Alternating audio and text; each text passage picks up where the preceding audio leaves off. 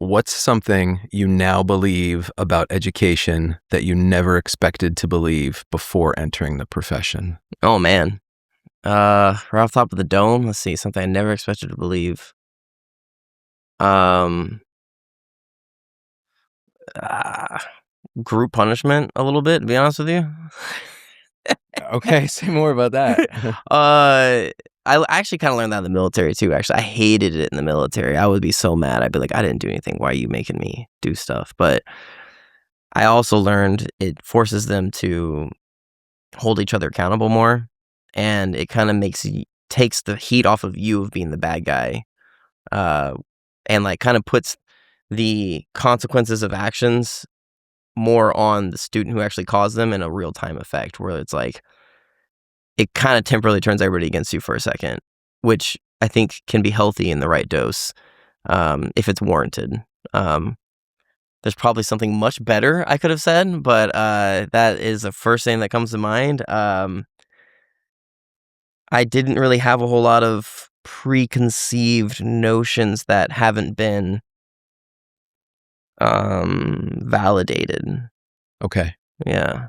Like what? What kinds of things have been validated for you? Um, like the importance of just putting in the hard work, meeting students where they're at, holding people accountable, having discipline in the classroom, like having that be a big part of like developing bonds if you do it fairly, it really teaches, because kids need structure, and like they don't know that, and they don't want to think that, but the second they get it, they feel better. And I think that's probably true for all people in general. We all need structure to a degree. It's why we chose to live in cities and stuff instead of the jungle, where it's just anything goes. As much as we love freedom, we also want that to be within certain parameters, and we like to be held accountable. Yeah, We work well with boundaries and consequences. we do, even creatively. We're the most creative when we have boundaries. Some boundaries. Not too many, for sure, but I did see a quote before that said something about that like, the more boundaries you have, the more creative you have to be, Mhm. So like it's kind of those things that like pushes you a little bit, whereas like if you have just do whatever, it's like that's too many options, Yeah. you know? Like if I give you a pencil and say draw something, Yeah. you go, I don't know what to draw. Yeah. If I say draw a house, Yeah. then you can get crazy. Yeah. If I say draw a 3-story house with 4 windows, Yeah. then Draw not a Windsor, or like, and then you see the specific type of housing, and then like, and like with this, but have this, and then I can have more details because of that, because I know what you're looking for, right? Like something like that, I guess. But yeah. I don't know. I mean, even you play music, you're bound by what chords you have access to. You got to make that work. Bound by how terrible I am at Yeah. it. Yeah. You and me both. Yeah. Where is rhythm? That's the thing I can't find. I don't know where that's at. I think it's a mythical. We may have been born without it. Tragically. What about you? What about me? What is something that being in education changed your mind about? Like, I forget the question exactly, but what, preconceived notion you had about education that got changed after being in it? So much, dude. Because you're more experienced than I am, so Maybe at teaching K-12, yeah. sure. You don't get through the military without being responsible for teaching a lot of things to a lot of people. Oh, true. And I was an instructor, so like I did learn things from that too. But this is a different beast too, Yeah, kids. Yeah, kids and methods and Mm-hmm. Not that I did, because that was never my style, but I could have yelled at the guys in the military if I wanted to. I had people that worked under me. I could have berated them if I wanted to. Nobody would blink an eye. I never did that. I just don't feel like that's a good teaching method. I don't think it's necessary. I think when you have the authority in a situation, you don't need to flex your authority. You just need to use it. You know what I mean? And I feel like yelling is just like an amplifier of your like authority you already have. Like it's unnecessary. You have the control. Mm-hmm. What are you yelling for? That makes you sound like you've lost control, to be honest with you. But also, like, I just feel like consequences are more important. Like, I had a guy one time, one of my junior corpsmen, he didn't, he checked up on one of my Marines.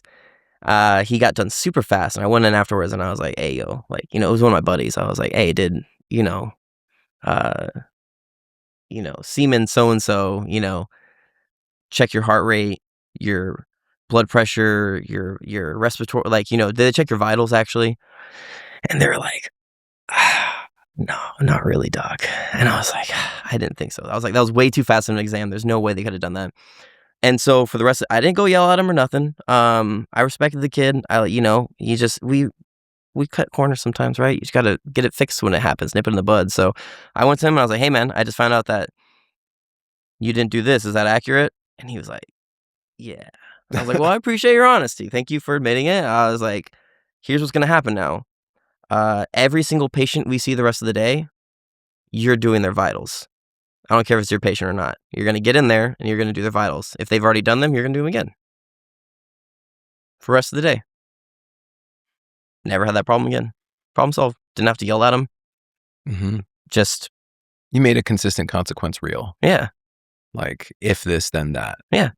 Simple. Which is what a boundary is. Not like... Boundary and consequence. Consequence of your actions, man, is that now you got to do extra. If you had just done it right the first time, this wouldn't have happened. Right. And I'm not going to yell at you. I'm not going to like give you a whole lecture. It's just, what the situation is. Like, people are smart, Yeah. So, yeah, stuff like that. But with that being said, I am not with kids, and I am not on the scale as much. I have taught long term a lot, so like I got a little bit of it, but I'm still very new as far as like classroom like procedures go and stuff like that and whatnot. So I don't know. Why don't you tell that story about where you're at now and how you got there? Like my story? Yeah. You're like new to teaching, kind of. Kind of, yeah. I after getting out of the military for 6 years in the Navy as a hospital corpsman medic,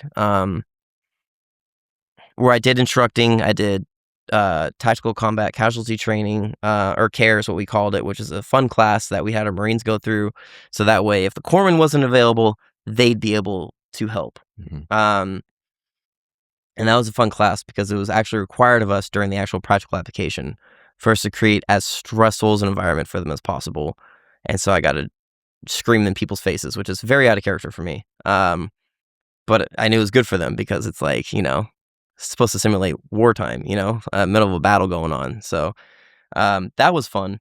But yeah, I got out. I scrambled around for a little bit, tried a bunch of different odd jobs.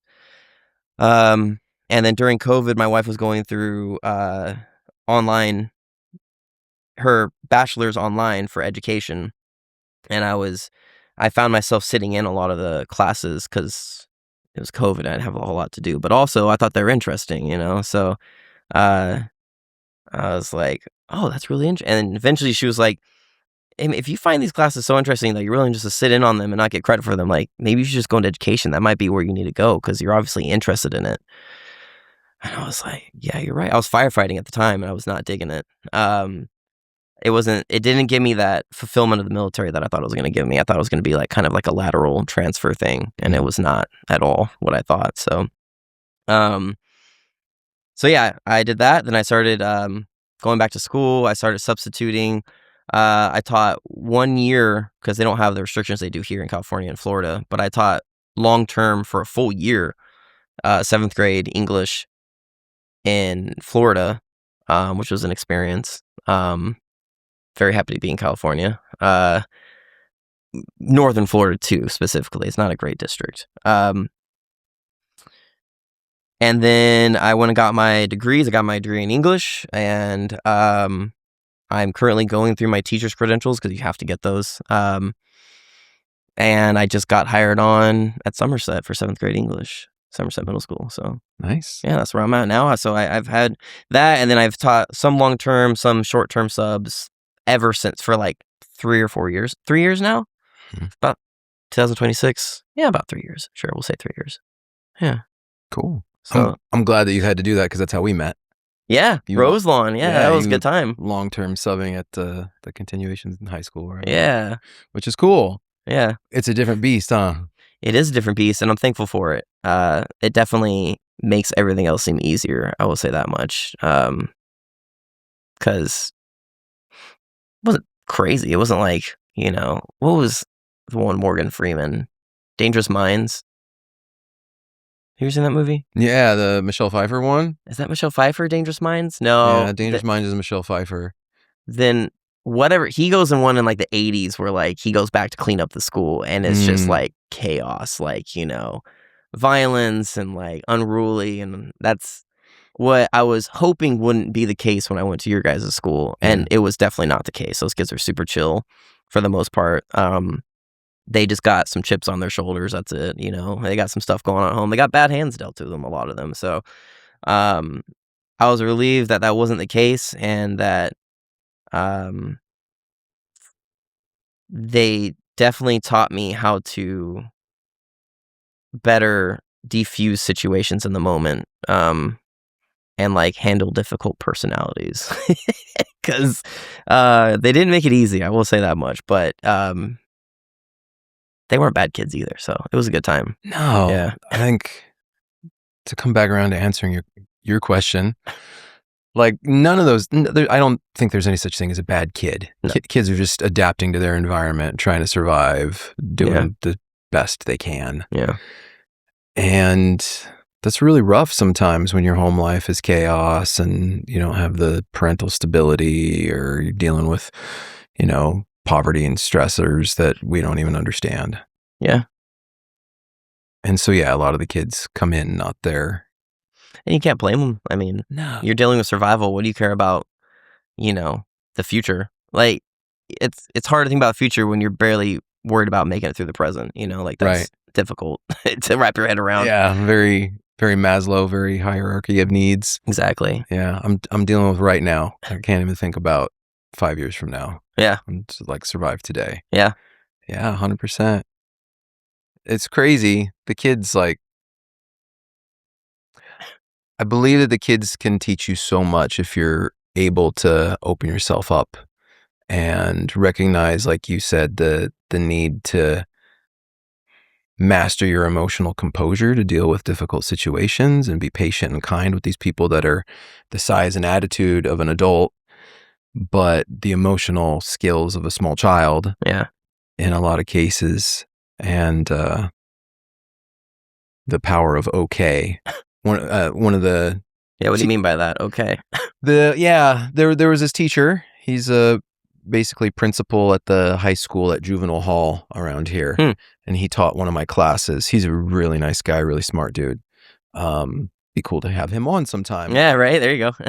Jot that down. But he'd get questions from my colleagues, other students in the class.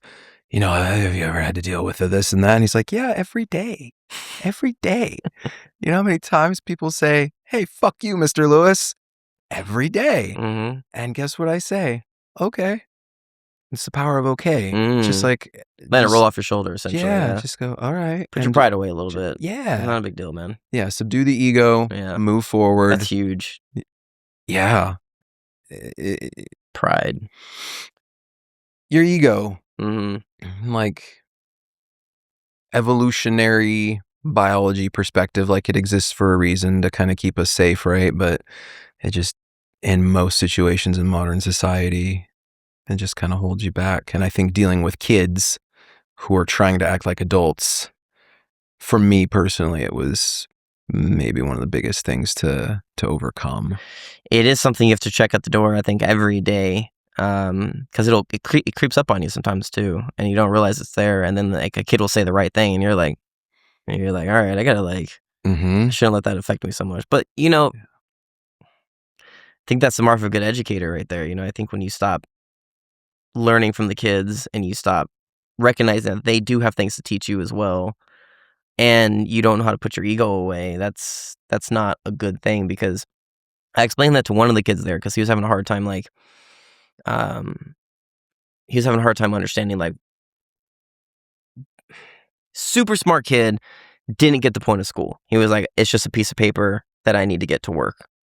And I was like, I feel you, man. I was like, and I kept telling all of them, because I was teaching history at the time. I'm English, but I was teaching history. And I was like, English and history, they might help you get a job. If you can write a good resume, it'll help you get a job. But like, they might not help you in your job. Like if you're working on cars, English isn't going to really help you all that much besides reading a manual, I guess. History is definitely not going to help you for the most part. But what they do help you with is navigating life in general. It's not so much about a job, it's about life. That's what those are for. It's about being a citizen and like knowing how to vote and like understanding politics and the history of politics and how it's evolved in our country and like being able to sort through rhetoric and all these things. And I was like, and most importantly, to bring it back around what you're saying about, instincts that we have to kind of curb that are natural is I was like, the big thing about school though too that they don't teach a lot is it's about us harnessing our good instincts and inhibiting our bad ones, because we have instincts that they're not good or bad necessarily. It's just nature. That's just what it is. But they can be helpful or unhelpful in a society is the point. We're learning how to live in a society. So, being hateful might be natural. It's not good, Stereotyping and racism, those are both natural in like parts of natural evolution. They helped us survive. Like, hey, I got attacked by a tiger. I'm not going to trust tigers anymore. You know what I mean? Like that makes sense in the jungle, but when you do that on a societal level, you can't just gross generalize everybody. That's not good. Yeah, so, not in a modern so society. that's why I told them. I was like, guys, this is what school's all about. You're learning how to harness your good ones, or better way to say it is our helpful instincts and our non-helpful instincts for living in society. And so if that's what we're teaching the kids in school, we as teachers should definitely be trying our best to like practice that as well, I guess is what I'm getting at. Yeah, model it. That's huge too. Yeah. That's difficult too, because you just want to tell, or I do. It's easier, to be preachy than to like show it, make them work for it, Yeah. like pull it out of them. Yep. It only works if you pull it out of them. You can't just give it to them. Yeah. I had a couple good experiences this year with that though. Yeah. That really taught me a lot where, I had like a student go off on me, kind of crash out, as they say. Crash out. Yeah. Lose their stuff in front of their peers, and to not lose my composure and to just say like, hey man, I care about you too much to fight with you. And there's only one way that this ends, and you get to decide how difficult the road to that end is. I like that framing. Like you get to choose. You can either do this, or you can force me to have to do that, to call the campus supervisor and do this and do that. And then there's paperwork, and you have to, you're going to be in the principal's office, and that might end with you not being at school here anymore. Mm-hmm. And neither of us want that. Like, I like you. I'm really glad you're here. Do you just need a minute? You want to go take a really long bathroom break? Mm-hmm. Like, I'm fine with that. Yeah. All right, cool. They appreciate that too. They do. Sure they did, yeah. Like, dude, go walk for 20 minits and take deep breaths. Yeah. Like, it's okay. Because if you're in here, you're not learning anything. Like, if you're steaming over there like that, yeah. No, you're up in here messing up my universe and everyone else's day. And it's okay that you're having a crappy day. Yeah. And that's a thing that I think a lot of the kids don't get very often, is like, hey, I know you're having a rough time and I like you anyway. That grace. Yes. Also, that's clear communication right there too, because I've dealt with some students like that where there as well, where I was like, hey man, like, I get you're struggling right now, but like, it's either going to go down this way or this way, and it's up to you. And like, I'm not going to yell, I'm not going to be mean about it, but like, this is a situation. But I didn't, for that student, it took me a little bit later to win them over. And in that moment, although we got it resolved, it was a little rocky. And I think part of that would have helped if I had said what you said, where I'm like, hey man, I care too much about you to fight about this. I think that's huge to let them know you care, because I had to go in afterwards to the counselor, ask them about that student and be like, hey, like, is there anything you can tell me about them to help me connect with them? Because I want to help them. They're a good kid. They're smart. They're funny. I think they can succeed. And it took me telling her that so that she could tell the student that in their next session that like, hey, Mr. Barker's like, asking about you, how to help you, and not in a punitive way, but like in a way because he cares about you. And so like, what can he do to help you? And just, making me aware of that alone, I didn't have a problem with him the rest of the year. That's awesome, man. Yeah. Well done. Yeah, thanks. Well, help with the counselor. That was very helpful. Yeah. But We're really lucky at a small school to have, an academic counselor and a mental health clinician for like 150 kids. that's super nice. It's so crazy. But I could take him out of the equation by just doing it in the first place, like you. And I didn't even think about that even then until just now when you put it that way. So You don't always know that they're going to respond to it, though. that's true. But at least you put it out there. Sure. I like it to be out there at least. Like- And then if it doesn't land, I can try another way to make it land. But at least I tried that. Yeah, that like, man, just to know that they're like seen and cared about. Yeah. Yeah. Because it's a big thing missing for a lot of kids. Or just let them vent sometimes too. Absolutely. I've had a student like that there too, where like they were about to start cursing me out in the middle of class because it was communication error Mm-hmm. or a breakdown, and I was like, "Go outside, man." And he's like, "All right." I went out there, and similar thing. He was like, heads down, expecting me to start like ripping into him, and then I surprised him, and I was like, "What do you have to say?"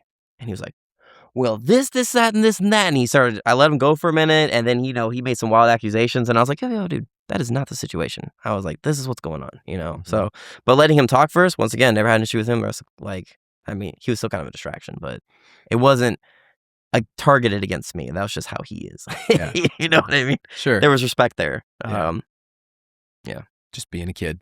Yeah, That's crazy. just like I was, talkative in class.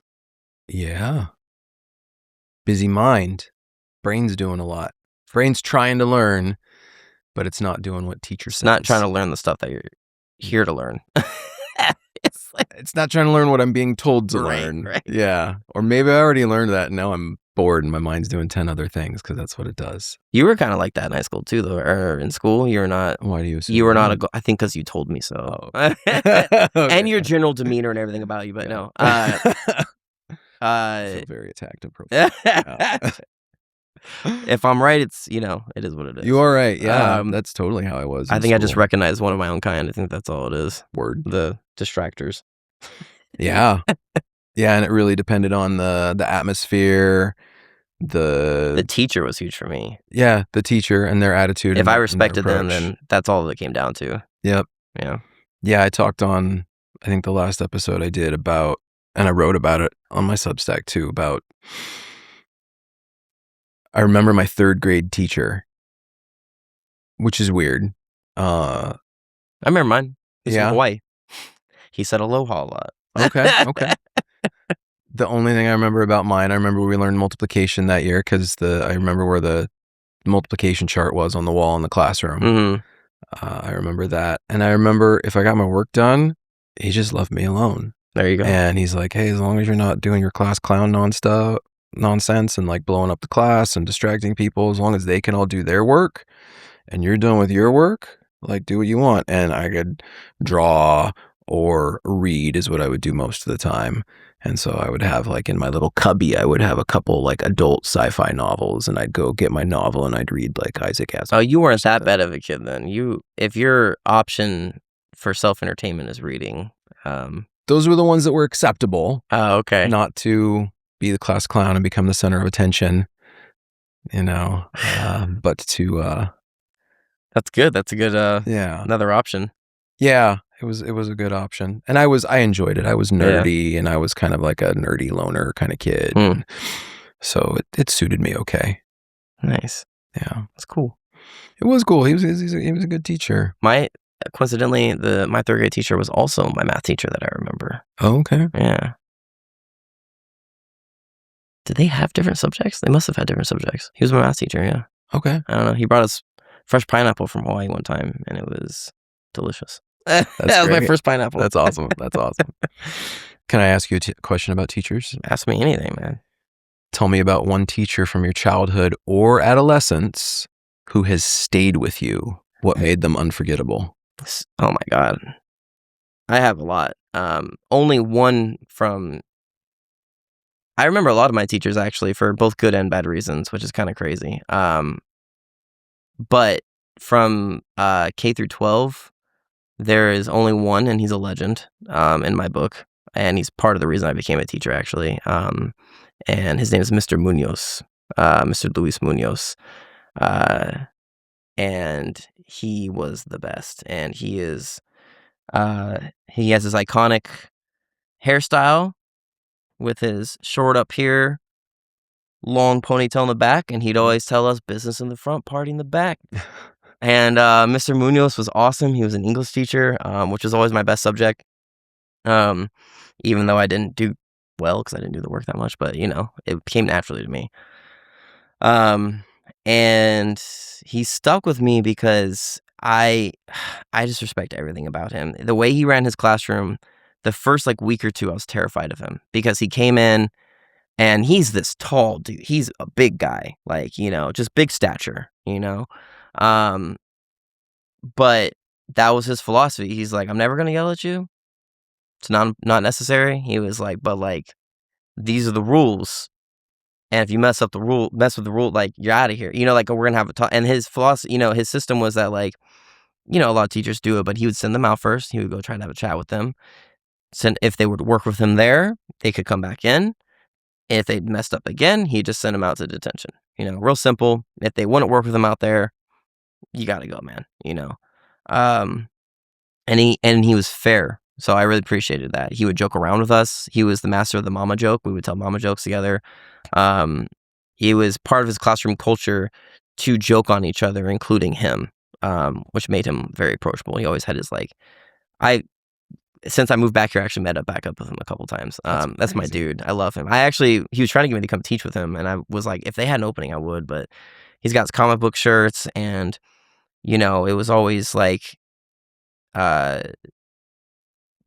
you following the rules, you're doing the work, we're gonna have a good time. I'm not gonna mess with you. If you aren't, I'm gonna redirect you real quick, once or twice. If not, send you out. It was just he was consistent and fair always, and it was never vindictive or petty or anything like that. It was just these are the rules. This is why. This is how it's gonna go down. You can either appreciate it or not. And if you did, he'd joke around with you all. We would all joke around in a healthy manner. And I talked to him as a teacher now because I watched him do it. He's still doing the same. It's pretty much the same class, as it works with his students today. And, he's got I remember I was observing his class and he had two, I don't want to call them troubled. There should be a better word for troubled. But distracted, energetic boys that weren't really invested in the curriculum. Okay. All right. Who that's part of kind of their identity. You know what I mean? They're troublemakers, I think, in their mind. That's just that school. There's a lot of kids that get wrapped up in that identity, that's harmful to them. But as he pointed out, he was like, when he would start to see them get distracted, instead of just coming down on them super hard, he would make jokes at them, and be like, yo, so-and-so, I know you're not that. Or don't make me call your mama, get her down here, or something like that. Not like that. I can't do his jokes like he can, but he would do, kind of a lighthearted, more of a ribbing joke, kind of like banter. And then he would allow them to do it back to him for a second. And then maybe he'd do one back, they'd do one back. It would all take probably about maybe 30 seconds. And then that was enough for him to be like, oh, all right, man. He'd be laugh, he would laugh at his jokes because, they're all joking every time.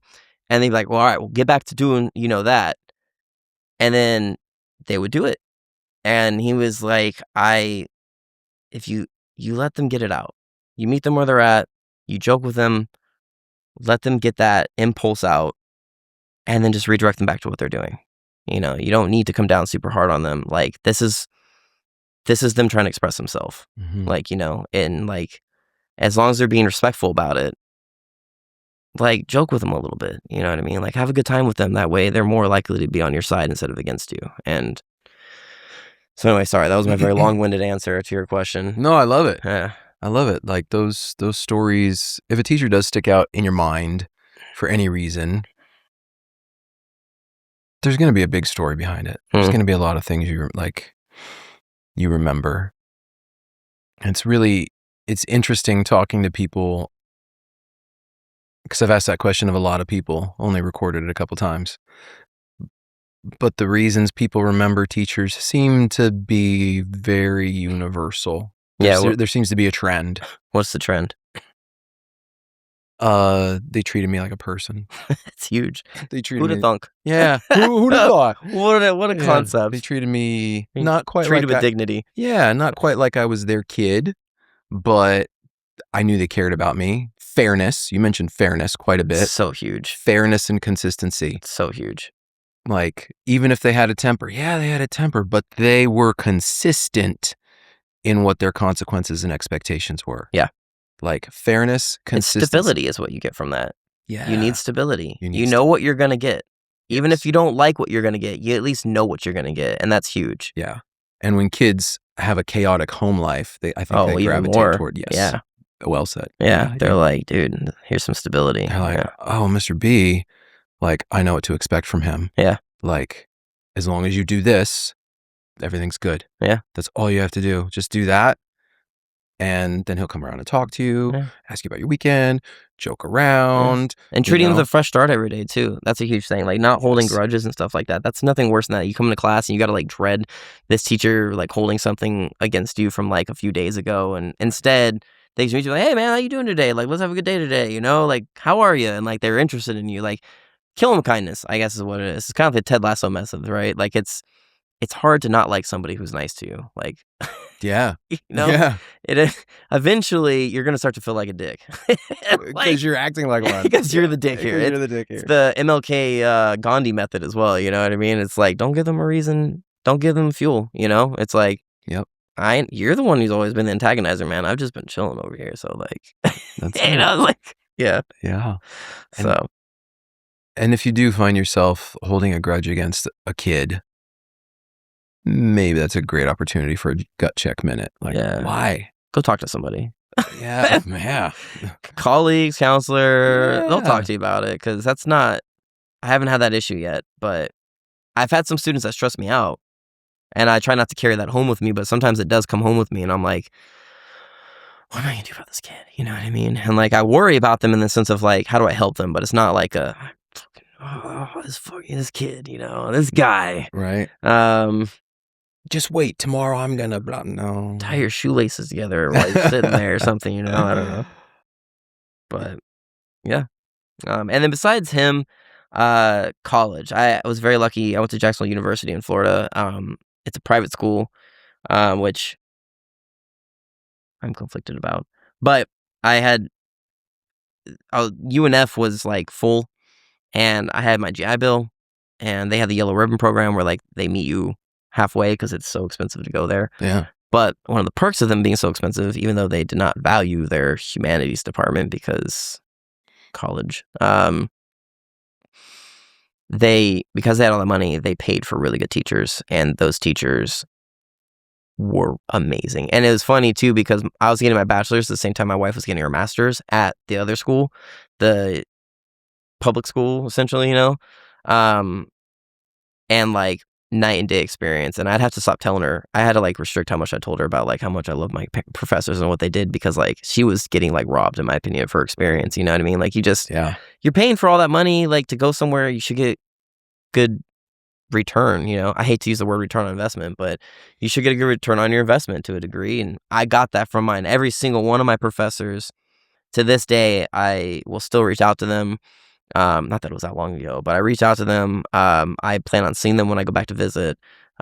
They're my peeps. I probably related a lot more to them than I did a lot of the other students there. Cause like one of my literary theory professor, Dr. Sue, she's like in her 60s, you know, and like I chat with her on the phone every now and then still. Cause like, she's just my peeps. That's really cool. We just like talking about the same stuff, you know? It's cool. So That's awesome, man. Hey, do me a favor. Pull that mic a little bit closer to your face. So it's like maybe 2 hands. Yeah, perfect. That's a great distance. Okay. Yeah, it'll pick you up better. But yeah. That's awesome. I have one college professor that I kind of keep in contact with. Like we're social media buddies, and like once every year or two, I'll meet him up for coffee. That's cool. Yeah. And it's mostly just like a convenience thing. Like he's in Merced.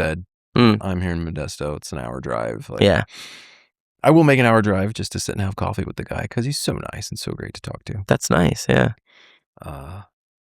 But that was the same story too. Like, he treated me like a person. Yeah. Took time to talk to me. Had hundreds of students and still like would find time to chat in the quad or answer some questions or just ask, "Hey, how are you doing?" Yeah. Like, you seem like something's on your mind. You know, and he was, I had him for 2 or 3 different classes when I was doing my undergrad and going through divorce at the time. Oh my God, you at the know. same time, that's rough. Yeah, when they see you a wreck. Yeah. Yeah, or they don't see you for a few days and they see you show up, look all Out of character. That's a good way to put it. Yeah. Yeah, looking not great. Um, Yeah, for sure. no, that's huge. I think the only one I didn't mention, I think that's a huge thing for those teachers too, is that stick with us is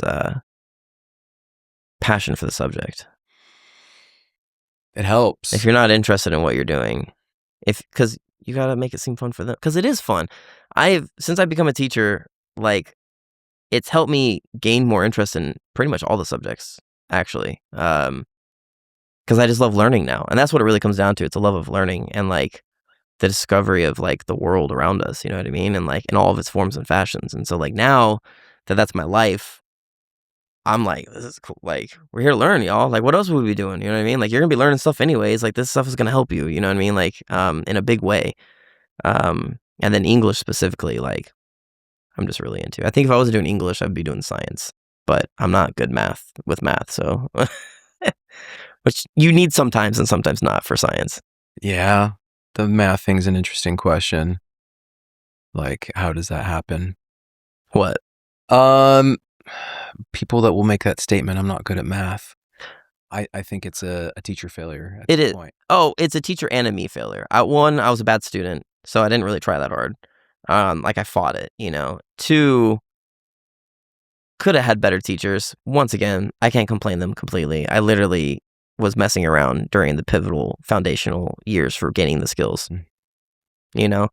But with that being said, another teacher that sticks out to me when I got to the state college in Florida before JU, to get my associates, I had to take remedial math.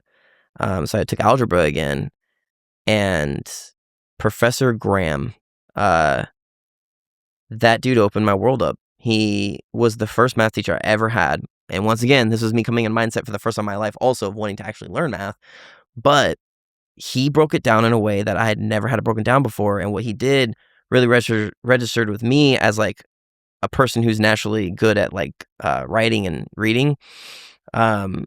Because for every rule in math, we would start each new section with, all right, Roman numeral 1, here's the rule for this equation or how to do this. You know, part A to this rule is this, part B is this, and we write out all the like theory behind it first. And then he would give examples, and then we would use that theory that we've now written down to solve the problem.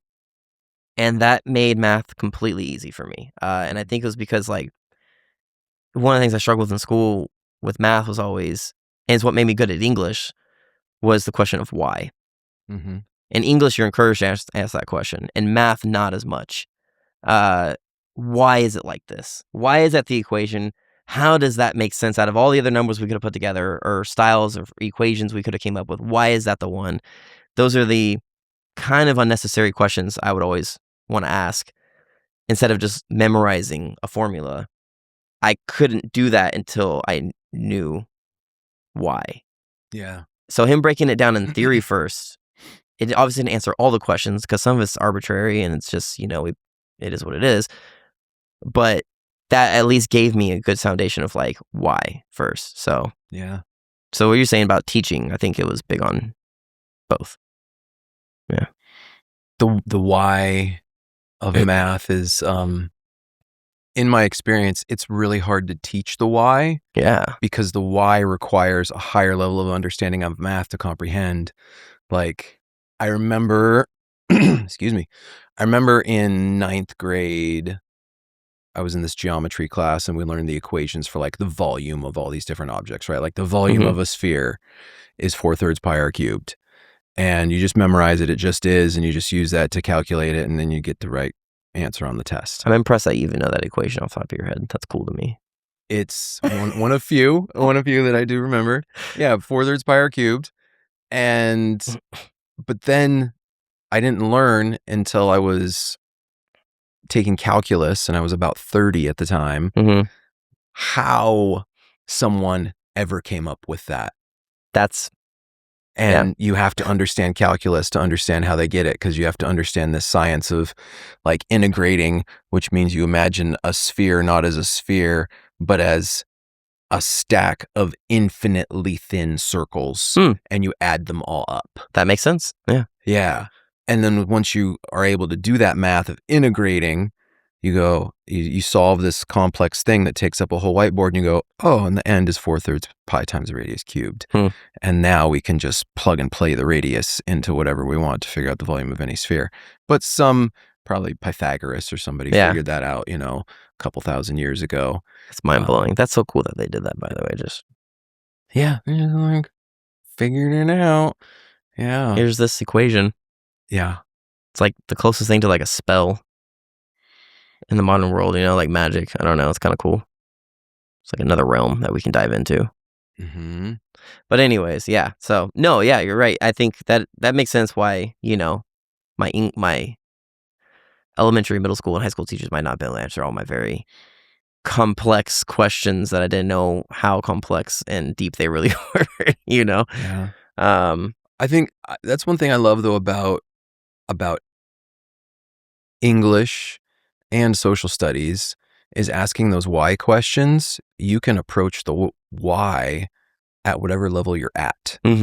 That's true. Like with whatever access to language or reasoning or logic or argumentation that you have, you can jump in and make a guess and think about it and talk about it and discuss it and maybe evolve your thoughts through that process. And math. Yeah, because there's not just one answer to the why. There's a whole web of why. Right. Well, why do you think? Yeah, right. Exactly. Yeah. And the answer is always, is it 43, 47? 43. 43. 42. 42. 42. Yes. 42. Right. Which means you're not asking the right question. Yeah. 42. Yeah, I got to reread that book now. Yeah, that's a fun one. Yeah, that's true. I don't know. Maybe this is just something that just popped into my head. Do you think that children that even struggle with, students of any age that struggle with English and social studies, it's because they're seeing it as a memorize and regurgitate type of study, and it's not really supposed to be that? I think that's a huge part of it. Yeah. I never thought about it in those terms before, but yeah, man, because that's not where the fun of learning is. Like, because we're natural learners. Yeah. We love to learn. Everybody loves to learn.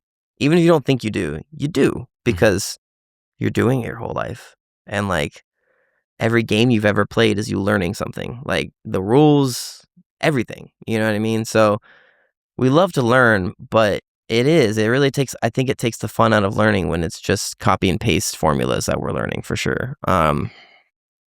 For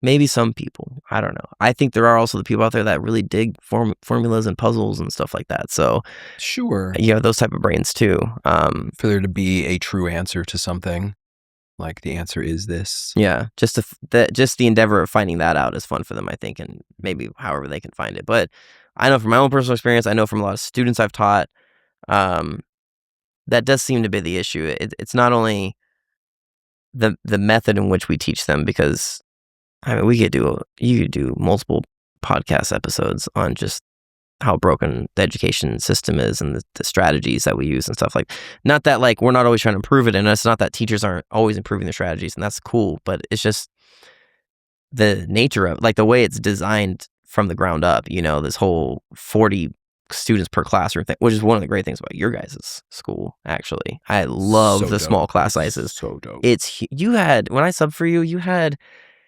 2 or 3 classes that had literally like 2 people in it.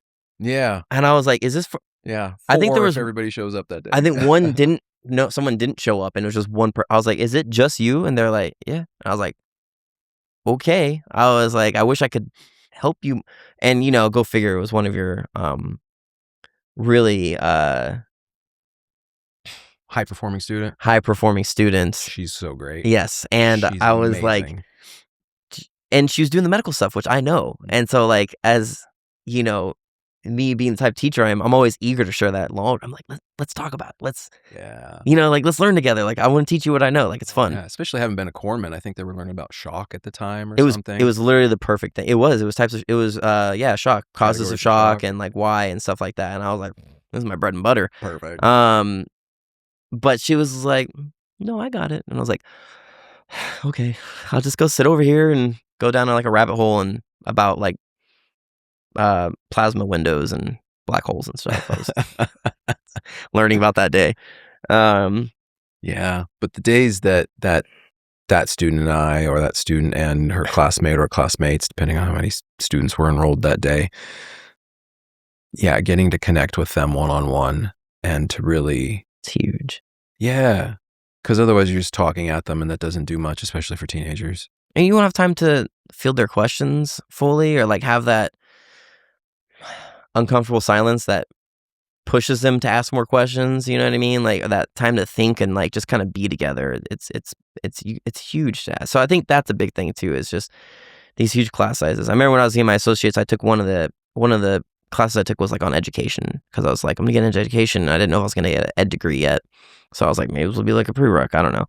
Um, and then I found out that you don't actually need an education degree to teach college, which is what my original goal was. So I was like, and my wife had done the education degree thing at that school that wasn't that great, and she did learn a lot of good stuff. However, I would say about half of what she learned in that education degree, because I sat down in all the classes and talked to her about it, I had already learned in the military. Like, a lot of the skills, the crowd control, like crowd management, like all the type of stuff. And I was just like, I feel like this is gonna be a waste of my time if I'd rather just go for this thing I'm interested in, which is English, because I know I'm one of those people where, like, if I'm not passionate in it, I am very low performing. Like, it's hard for me to, like, do it if I'm not into it, you know? Um, I forgot what I was saying. You're saying a lot. I say a lot, sorry. No, that's great. It's fantastic. It's Try not to- fantastic. I Um, know we've kind of been bouncing around topics, but I think that's good. I like the way the conversation flows that way. oh, the class sizes is just huge. Yeah. That's all. I just think Yeah. that's they're too huge is the problem. But having a small one is that's what they said in the class I took though. They're like, the ideal class size is 15, no more than 15 students per teacher. And I was like, well, that's crazy, because I've never been in a class with less than 20. Right. So You ever been to a public school? yeah, right. So they don't look that way. And that's true. And from being a healthcare instructor and a military instructor, like, your span of control is limited. Yeah.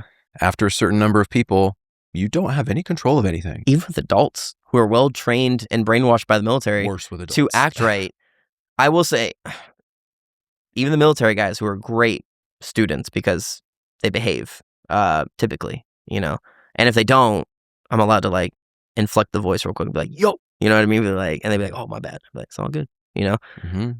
Even them, to a certain point, I think we even had that for our classes too, where they were like, no more than this amount, because you just can't reach anybody. Even if everybody's trying to behave and listen their best, you're just not gonna get everybody. Right.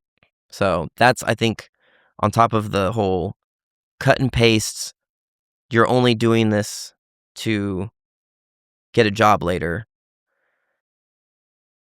And also, we care about you, but also I can spend probably about, like, 2 minutes per day with you because I have other students to get to,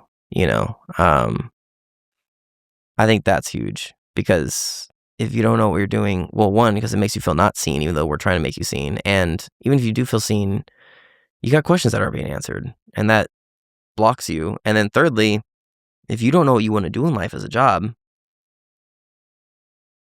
and school is only about helping you get a job, what do you need school for? I mean, like, how's it helping? It's not. But that's not all school's for. It's about, I mean, it's an important part for our economy, but, like, it's about so much more than that, But I feel like that gets lost a lot in the the language we use to motivate the children, I think we leave out a lot of about personal growth and citizenship. I don't think citizenship is hit nearly as much. It's something I plan on talking about a lot with my English class, because if you're bad in English and history because you're not trying, you're not going to be a good citizen. That's my personal belief. Because you're going to get fooled. And it's not because you're a bad person or you're stupid. You're a little ignorant by choice. And people are going to take advantage of that. That's all there is to it. I came across, to build on what you're saying, I came across this video from a lecture from Jordan Peterson, Dr. Jordan B. Peterson. And whether people do or don't like him for whatever reason, it was a really good explanation of why you need to learn to write. And I'd watched it several times, and then I started using writing assignments to be able to actually gauge the level of complexity of students' understanding of different topics. Oh, interesting.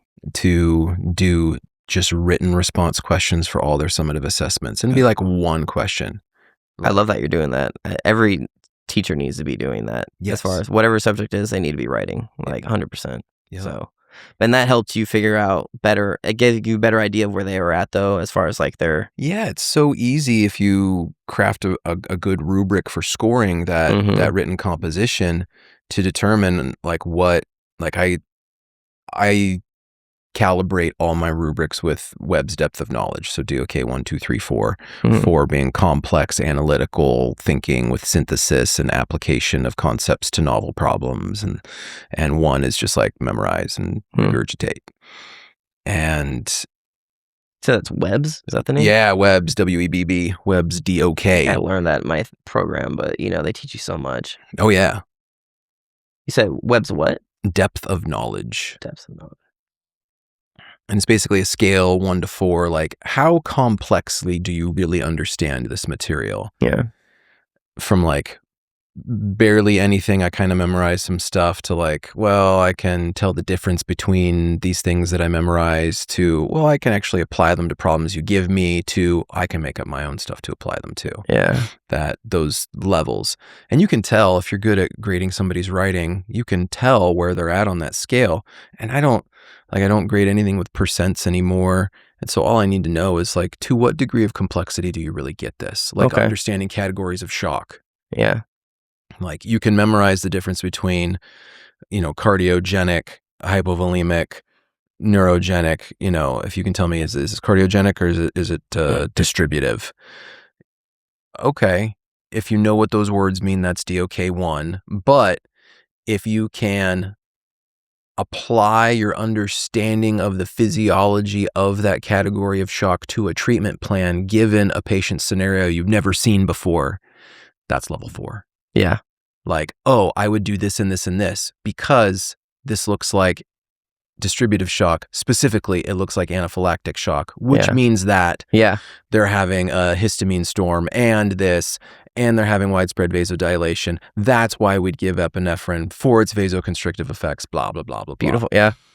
That's the high level you're looking for. Yeah. If they can write all that articulately, even better. But teaching them, like, you need to learn to write because you need to learn to think. And there's no difference between writing, the act of writing, and the act of thinking. There's not. That's something I really am I want to make one of my big messages for my students, and I know I'll get better as I develop as a teacher. It's going to be my real year 1, and it's going to be a little bit rough. That's okay. Always. Yeah. Especially I know I'm going to look grade. back and be like, oh, I did those kids a disservice, but it is what it is where I'm at, So, but the thinking, it is writing. And the only thing that blocks it up is all of our preconceived notions, what we've been told about how you're supposed to do it. Right. Instead of just being stream of consciousness. And with that being said, you should know punctuation and stuff. You need to know how to do it for sure. But there's this book I read by Mike Rose. He was a teacher, and it was like Lives on the Boundary, and it was all about teaching the kids that fall through the cracks and like how to pick them back up to meet them where they're at, why they fall through the cracks. This medicalization of the education field of like, 504, which they have their place, but to a degree. But like, just this whole like, oh, like you diagnose them with issues of like what they are instead of like just being like, that's just their current struggle we're going to overcome. They medicalize it and that kind of hurts too. But his point was, he was working with an adult learning group at one point and they had like 0 writing skills. And so he just got like 3 pictures. He's like, we're just going to start with this. You're just going to write your best about like what you see going on in this picture as much as you can. And then he started there and then he developed it and kept it going and kept them doing that. And their writing got better and better, even the ones that started off from like nothing. Because they're just thinking. And that's a practice I have the kids do a lot before we write sometimes when they're like really struggling with how to write it. I'd be like, well, talk to me real quick. I'd be like, what do you know about this thing? Like, what's happening here? What's going on with this? Like, what do you think about this? And then they're open book. They're like, oh, well, this is... I'm like, write that. That's like, great. I love you just that. did it, man. You just said it to me. Now write that. Yeah. It's right there. But the second you take them off the page, it takes all that pressure away. And now they can just talk to you because they talk all day. We talk all day to each other. It's just talking, man. Yeah. I just came up with another hypothesis in my head. Based on exactly what you're saying and some things I've noticed with the students, I don't teach English. Mm-hmm. I teach these electives that give me a lot of freedom. And so when I give students a writing assignment, what do you think their questions about the assignment are? For your classes? Yeah, Oh, like word count. Word count, like how paragraph count, much, sentence count. Yeah. It's all about like the parameters and requirements. And I give them a grading rubric that has no numbers on it at all. Like you need to adequately explain whatever the topic is, right? And to the point that I understand how it works, how to treat it, like whatever the topic is. And so I always reply with, well, I don't have any minimums. It really depends on your writing skill. You could, if you're an excellent writer, you could probably answer that prompt with one awesome sentence. But with where your writing skills are, it might take you several paragraphs. It's an equity thing. Yeah, it's all about where you're at. That's how I do with English too. That's a big thing for me because I want to see that you're trying and you're progressing. Yeah. That's literally all I care about. Show me your thinking. I don't care how many words it takes. That you're trying and you're learning. You're getting better. You're improving on things. That's all I care about. If, obviously I know we're supposed to be at a certain standard by the time they leave us. And that's great if we can, but like, I can't force you there. Like, there's no shortcut to that. You just have to do it. And so, yeah, I do the same thing. I'm like, anyways, I cut you off. So no, you're just building on it, man. I wonder if because there are these rigid structures to a lot of their writing coming up through the grades, especially starting like 3rd, 4th grade, they're starting to make paragraphs and then brief essays, and then they learn the 5-paragraph essay, and they learn, topic, body, conclusion. They learn these rigid structures, and they aren't taught that's training wheels. It's one way to do it. It's one way to do it, and there is no right way. Because I've never read a 5-paragraph. Depending on who you talk to, though. Well, it depends on who you're trying to. It depends on who you're writing for. You got to know your audience because that's the problem. Is that there isn't any right way technically, but if you're talking to the people for MLA and Chicago and and you're writing a thesis for college, you got to write a certain way, unfortunately. Yeah. So, but that's what it comes. So I think you're right on the head, though. My wife actually learned about that when she was in that. One of her professors taught her about like guerrilla teaching and being like, you gotta like go against the grain sometimes, man. Because that they call it formulaic writing, right? Like they're like that's what it's called, and like it is a problem. There's like research that shows like it is a problem. Like kids get really stuck on the formulas, and they're like, it's like me with math. You know what I mean? Like the whole math thing. It's like, well, why am I doing it this way? Why do I have to do it this way? And unlike math, which I guess math, you could probably come up with your own equation, maybe, I don't know, but you don't have to do it that way, technically. You really don't. As long as you're getting your thoughts across and you're using grammar that's good enough to convey a message clearly, you don't have to do it that way. But depending on the teacher, you do for like grading purposes, I guess, which is probably something we should all probably. But you also should know it. You know what I mean? Like, because you do need to know punctuation. You do need to know syntax. And that is like, I think that you put it perfectly, actually. Being around I'm saying the same thing you said. Training wheels is what it is. It's training wheels. And I think that's a good way to frame it to them, to be like, hey, like, this is just to help you get a box to work within until you can break out of that box and do your own thing. And for it to still be legible. And for it to still be good. Yeah. Right? Like someone can read and understand it. Clear, clear and understandable and yeah. Yeah, I wonder if students don't get adequately taught, meaning they don't actually learn the importance of some of these rules and structures and punctuation, and like, there's a reason that you period capital letter. I need to know where your thoughts are separated, because otherwise I might read what you wrote and interpret it a completely different way than you meant. Yeah. And it's very, very difficult to write something that accurately and precisely conveys what you mean. Right. It's like the whole the joke poster you always see, like, let's eat, grandma, or let's eat, grandma, right? That Yep. comma is really important. But that's the problem too, though, is that with, once again, the way our schools are structured, because, just real world limitations also, like, we don't live in utopia. We don't have all the money to invest into education. Unfortunately, I wish we would do more. We pay a lot of money to a lot of entertainers, for sure, that we could probably be spending on the schools. But, to make sure kids understand everything that we're just talking about writing, though, that you and I get, and you're not even an English teacher, but you read and you write and you're in education and you're educated and I assume have degrees and stuff like that. So like, you get it. They don't get it because there's not enough time. I feel like, I could do a whole class. Dedicated to grammar. I can do a whole class dedicated to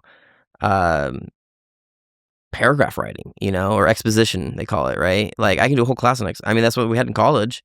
They have whole classes for it. And like, it doesn't need to be a college level class, but it can give you the basics that you need to understand, because I guarantee you, I can tell you, I didn't get that. Not that I remember growing up. They didn't hit it a lot. They didn't hit it over the head enough that, like, me as a bad student remember it. Sure. You know what I mean? Yeah. Like, it's not even on a blip on my radar, us doing that. I think Mr. Munoz would have like sentence corrections on the board every morning for a warm up, and he'd have like, do these 2 sentences individually, but like as a class or whatever, individually, find all the corrections. Then they go over it together as a class. We go over it together. He still does this. We go over it together as a class. And then what he does now, which I really like, if they can't find all of the corrections as a class, it's him versus them. He puts tally marks on the board. He will have them open their textbook and read that whole chapter on that part that hits that they missed. I think that's really effective. But it takes time. It takes time. So you got to slow down. Yeah. Throw away the pacing calendar. Go, we're at where we're at, man. But we just need more funding and resources and teachers to do all that. Yeah. That's the thing. It's all money. It just all comes down to money at the end of the day. Yeah, it does. Despite the fact that like your school district consumes so much money already. We got to pay admin. Not just that. If you divided the class sizes in half, I think that you could divide the time that they need to be in class by 4. I really do believe that a lot of the structural reason that the schools aren't working very well, exactly like you said, no teacher disagrees. Class sizes in public schools are too big. Yeah. Get them below 16. Yeah. I think if you did that and then acknowledged like, okay, well, if you look at the homeschool model, those kids do 2 hours of school a day. Right. And graduate high school in 2 years. Do you know if they have good like success rates though? Like incredible success rates. Incredible. It's crazy what private tutoring will do, right? Yeah. Like, graduate college at 20, master's degree at 22. Like, I know these people that that had that process happen, and it can be done, and especially if you have a team of trained teachers, to facilitate all this, like, it's completely doable. But the schools are designed to accomplish something else at the same time. Like, they're designed, we could go into the Prussian model and how it's actually like an indoctrination machine to ensure, compliant behavior and all of that. So you don't have people deserting on the field of battle. Because that's where our do you know much about the Prussian model? I've never heard the Prussian model, but that is something Plato talks. Oh no, well, Plato talks about it in the Republic. Mm-hmm. They talk all about getting, as much as they love Homer, getting rid of the artists, and not getting rid of the artists, controlling what they do, what they say, and their expression. Because as much as we love stories and tragedies and stories of the underworld where it's all scary and men crying on the battle, and giving up, and like we recognize the human struggle in that, we don't want to show that to our youth because we don't want them surrendering on the battlefield. We want them to be more afraid of. We want them to not be afraid of the afterlife, because if they think that it's going to be this paradise, they're going to be a lot less willing to be slaves. Mm-hmm. They're going to rather die. So he teaches that, and then Aristotle also talks about the importance of education, where, which I agree with this, even though I don't agree with everything Aristotle says. But he makes some good points.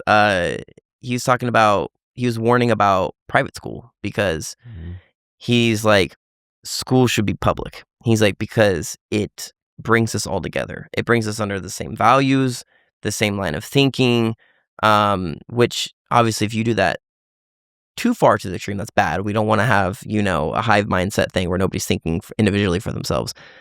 But on the other side of it, he's like, then you have private schools where everybody's just teaching everybody where the heck they want. And now you have a society divided because we believe in different things. Right. So school is huge for that. It's important for unifying. We don't have a society without education, like to some degree, not a well-functioning one at least. So how does that tie in with the Prussian model? Well, it's a lot of what the Prussian model was built on. So Prussia, for a lot of people that don't know, it's a country that no longer exists. It existed in the area that's now the border between Germany and Poland. It was very large at certain points, encompassing like a lot of Europe, like most of Eastern Europe. Prussia was this pre-World War I, when they had like the aristocracy that was like not taking care of the people and all that, or War and Peace and all the Tolstoy stuff and all that? This was basically up until Napoleon. Gotcha. Up until Napoleon, so pre-1850. Okay. And for like 500 years, Prussia was known as an army with a country, because they were such a military superpower. Oh, wow. So they dominated Europe for a long, long time. And then Napoleon got his short man complex. And at this battle between France and Prussia, the Battle of Jena, thousands of soldiers deserted. And the Prussian government freaked out. And they got occupied by France for like 8 years. They're like, we used to be in charge of half of Europe, and now we're occupied by France? So what has happened? What is happening? We need to fix something. First of all, we need to make sure that people are brought up with a nationalistic attitude. And we need a system that's going to make them, and this is now in the time of the Industrial Revolution, right? We're in the late 1800s, and we need compliant soldiers, good factory workers. Yep. We need a public school system, public school for all. Family-based, I'm imagining, because I don't know if that was important for them or whatever, like the, strong family. Oh, family values. Yeah, values. Yeah, not as much as nationalistic compliant behavior. Yeah. So, and they said, like, the earlier we can get them, the better. And so they built this school system. At the same time, the United States wanted public school for all. And so this guy named Horace Mann went to Prussia over the summer while schools were closed, and studied their school system and brought information back from the States. And that's the model we use to build our school system, Huh. which has its current cells and bells model, 5 days a week, all day, while both parents are working, in military or factory jobs. Yeah. And that's how we got what we have. Now, when Prussia pretty much immediately became a failed state, we didn't look at that and go, I wonder if that has Maybe. anything to do with Yeah. it. Right. Oh, it's unrelated. Extenuating circumstances, right? Yeah. I mean, it's a country that no longer exists and most people don't even know where it was. Yeah. I I didn't. I did because it's Until where just now. Yeah, I learned it because it's where my family's from, actually. No. Okay. Yeah, my family came here from Prussia in the late 1800s. Oh. Yeah, my Huh. paternal line, the Schulkes, which were probably the Schulkes at the time. Yeah, it's very, Yeah. very Deutsch, like a Yeah. German-speaking Yeah. kind of name and spelling. And My grandmother's maiden name was Baumgartner, so my Okay. mother's maiden name was Baumgartner, tree farmer. yeah, yeah. So somewhere around there too. Yep. Yeah, Yep. definitely German descent. That model for education didn't disappear in Europe. Yeah. The Nazis used it Oh, with a lot of success well, there you go. to make little Nazis, They were effective. and then also became a failed state Yeah. eventually. Yeah. Oh wow, there's almost a pattern happening. If we have one more happen, I'm sure Almost- there's another example somewhere. Yeah. Hopefully we're not the next one. Yeah. And now, like the school models that seem to be having the most success as far as learning outcomes, quality of life outcomes, lifetime happiness, are like these Scandinavian countries that have these very non-traditional models, right? Yeah. Your Norways and Denmarks and Swedens and Finlands and stuff that have no standardized testing, small class sizes. You don't have to be at school for 8 hours. Vary from like middle school age, career track, and that could be vocation, college, whatever.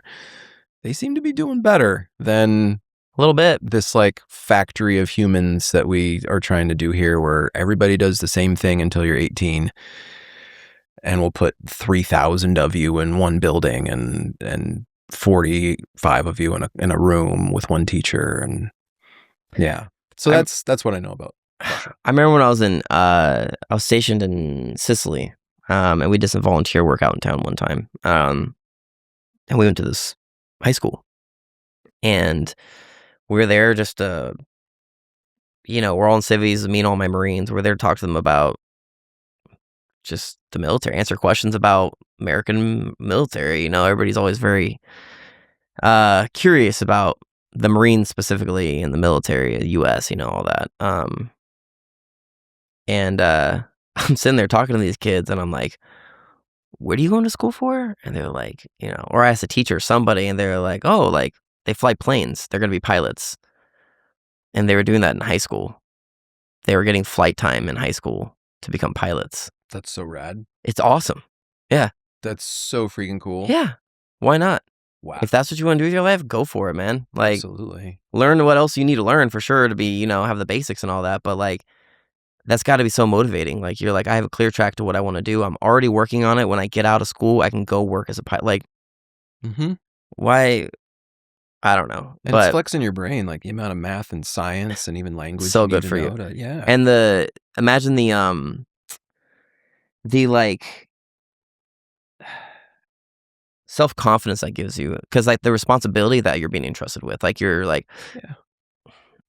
Sorry, not to pivot too hard, but that's one thing that like my wife loves about working here now, in California compared to Florida, is she actually feels like she's respected as a professional by the like by the parents and the administration. Kids about the same as everywhere else, probably a little bit, but in Florida where she was at, she wasn't even allowed to, like, she had so many restrictions on what she could do, and like they were highly encouraged to like use very formulaic like curriculums and like readings and like all these things, and like if you push back hard enough you could do your own thing a little bit, but it was still very heavily regulated. Okay. And then out here, finals, stuff like that, they had to do a very specific thing. But out here, from day one, she's like got culture shock because they're like, well, you're a professional, like, you make up the final. Like, it's your class, I'm not gonna tell you how to do it. This is your professional. You do this, and so like she actually feels appreciated as a professional who has her master's degree in the subject, Yeah. in teaching and English, and I know it makes her feel more empowered, That's great. and like confident and like happier. And so like I'm sure it's the same thing with those students where like you're being trusted with this great responsibility that shows that we have faith in you, instead of like treating you like you're a criminal, and that you're at any chance going to do the wrong thing if we leave you alone for a second. That's Hmm. not good either, even though I know it's kind of like a reactive thing because a lot of kids do get into stuff, but there's got to be a shift somewhere in the thinking where like if we treat you like an animal, you're going to act like an animal, so It seems like that kind of, I mean, that's fantastic for your wife that she has that kind of administrative culture where she's working, because it's not universal. no, I know it's not. She got very lucky where she's at. Yeah, that's great. Yeah. I would stay there, ride it out until they, She plans on it. yeah, until they get a new principal that sucks. She said, she was like, if my principal ever leaves, she's like, he can't leave. I'm gonna be so mad. And I was like, oh, he's gonna leave sometime. I don't know. It's probably likely though. This is just a guess, hypothesis, an educated guess. I think that kind of culture trickles down through an organization. It does. And I'm sure you've seen it in the military. Yeah. And I think the same thing happens in school districts where the way the school board treats the superintendent is the way the superintendent treats the principals, is the way the principal treats the teachers, it's the way the teachers treat the kids. And it all, like, when you have that culture, especially of what you're describing is decentralized command, right? Where, yes, at a high level, we can make big high level operational goals, but we can't actually make tactical decisions at the point of delivery because the school board is not in the classroom with me while I'm teaching. So it's great. Give me a goal and trust me as an educated, well-trained professional. If I screw up, let's talk about it. But no, I don't need to be on the same page as my colleague teaching the same subject in the next room doing the exact same thing because we don't have the same students and we're not the same person. And all these kids are having a different story happen to them today. Yeah. And I mean, that's fantastic to hear when I hear about administrators that get that if I trust my teachers as professionals and give them a goal, and trust them to do it. Yeah. Trust them to do it. Trust them to ask for help if they have questions. Yeah. Have you ever read any of Jocko's books? No. Who, Jocko? Jocko Willink. Let's see. This one, Leadership Strategy and Tactics Field Manual. So Jocko is a former Navy SEAL and Bud's instructor. And in that, excuse me, in that book, he has all these leadership Can I borrow this? Yeah, you can have that. Okay. Yeah, I'll get a new copy. Yeah, take that with you. Got a party favor. Wow. Yeah. It's so good. He talks about these different strategies for leadership and then how they tactically are applied. And for each one, he gives examples from the military and from working as a civilian contractor, basically consulting with businesses about leadership. Wow, that's a nice range. Yeah. Yeah. And when he talks about decentralized command, basically the analogy he gives is like, hey, if you're the brass making decisions about a mission you're going to deploy a unit on, they need to understand the operational intent. What is the goal? What is this mission supposed to accomplish? Capture the thing, kill the bad guy, whatever it is. Whatever, take this building, whatever it is. Get to that endpoint. Yeah. But you don't need to tell them exactly what gun to use and when to pull it out at what time and how to clear a corner and who's going to be in front of the team and back of the team. No, trust the team and their team leader. They're well trained. Let them do it. Yes. Stay the hell out of their way. Give them the resources they need. Let them go get it done. And the same thing applies in business, and obviously it applies in education. Yeah. Like, I'm the one that has a relationship with these kids. And so when they come in 30 minutes late bawling, or I can tell that they don't get something, or we need to pause and pump the brakes because I need to let them code switch because I think they can explain it in Spanish but not in English, and we need to get there. Like, let me use my tools and my tactics and everything. Like, give me the goal. Yeah. Like, give me a mission at the end of the school year. do your best to be here. Yeah. Cool, I can do that. And the rest should be up to me as, the commander of the classroom. Yeah. Don't you think? No, I agree 100%. No, that's like round the head. Yeah. Can you think of ways that you notice that in the military? Well, it doesn't always work like that in the military, unfortunately. It depends on who you have in charge of you. It's once again, So it's the same. it goes up the brass, it goes up the leadership. We had officers who, and it was typically more the new officers that were fresh out of training. They knew things by the book. They didn't have a whole lot of experience, or they had too much pride and ego to listen to the enlisted. Because when a new officer, at least in the Navy, when a new officer comes into a new command, so you have like a O1 or O2, right? And as far as the enlisted goes, he's in charge of everybody, right? Like he's higher up, can't say anything. However, the military does recognize what they do with those guys is they give them a mentor, and they make that mentor be an enlisted higher up, like an E6, like a chief or something like that, or an E7 or something like that, somebody higher up. So that way, their experience, along with their enlisted high rank, kind of balances out their thing, and then they can impart their wisdom onto them, right? And now whether they listen to them or not, and who they have mentoring them, those are all factors that come into play. But yeah, I've had leadership in clinics who were a little too micromanagey.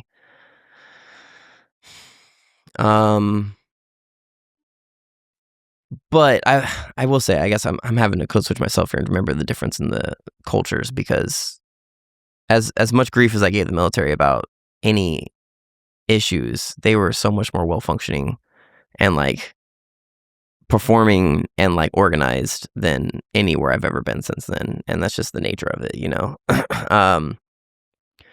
And so, yeah, if I'm in immunizations, they teach me how to do it and they trust me to do it. There wasn't a whole lot of hand holding when I was in. And then especially when I went with the Marines, they have to trust you. At one point, we did our missions out to Africa, and we only have so many doctors and so many corpsmen. And so, say we have 2 actual doctors.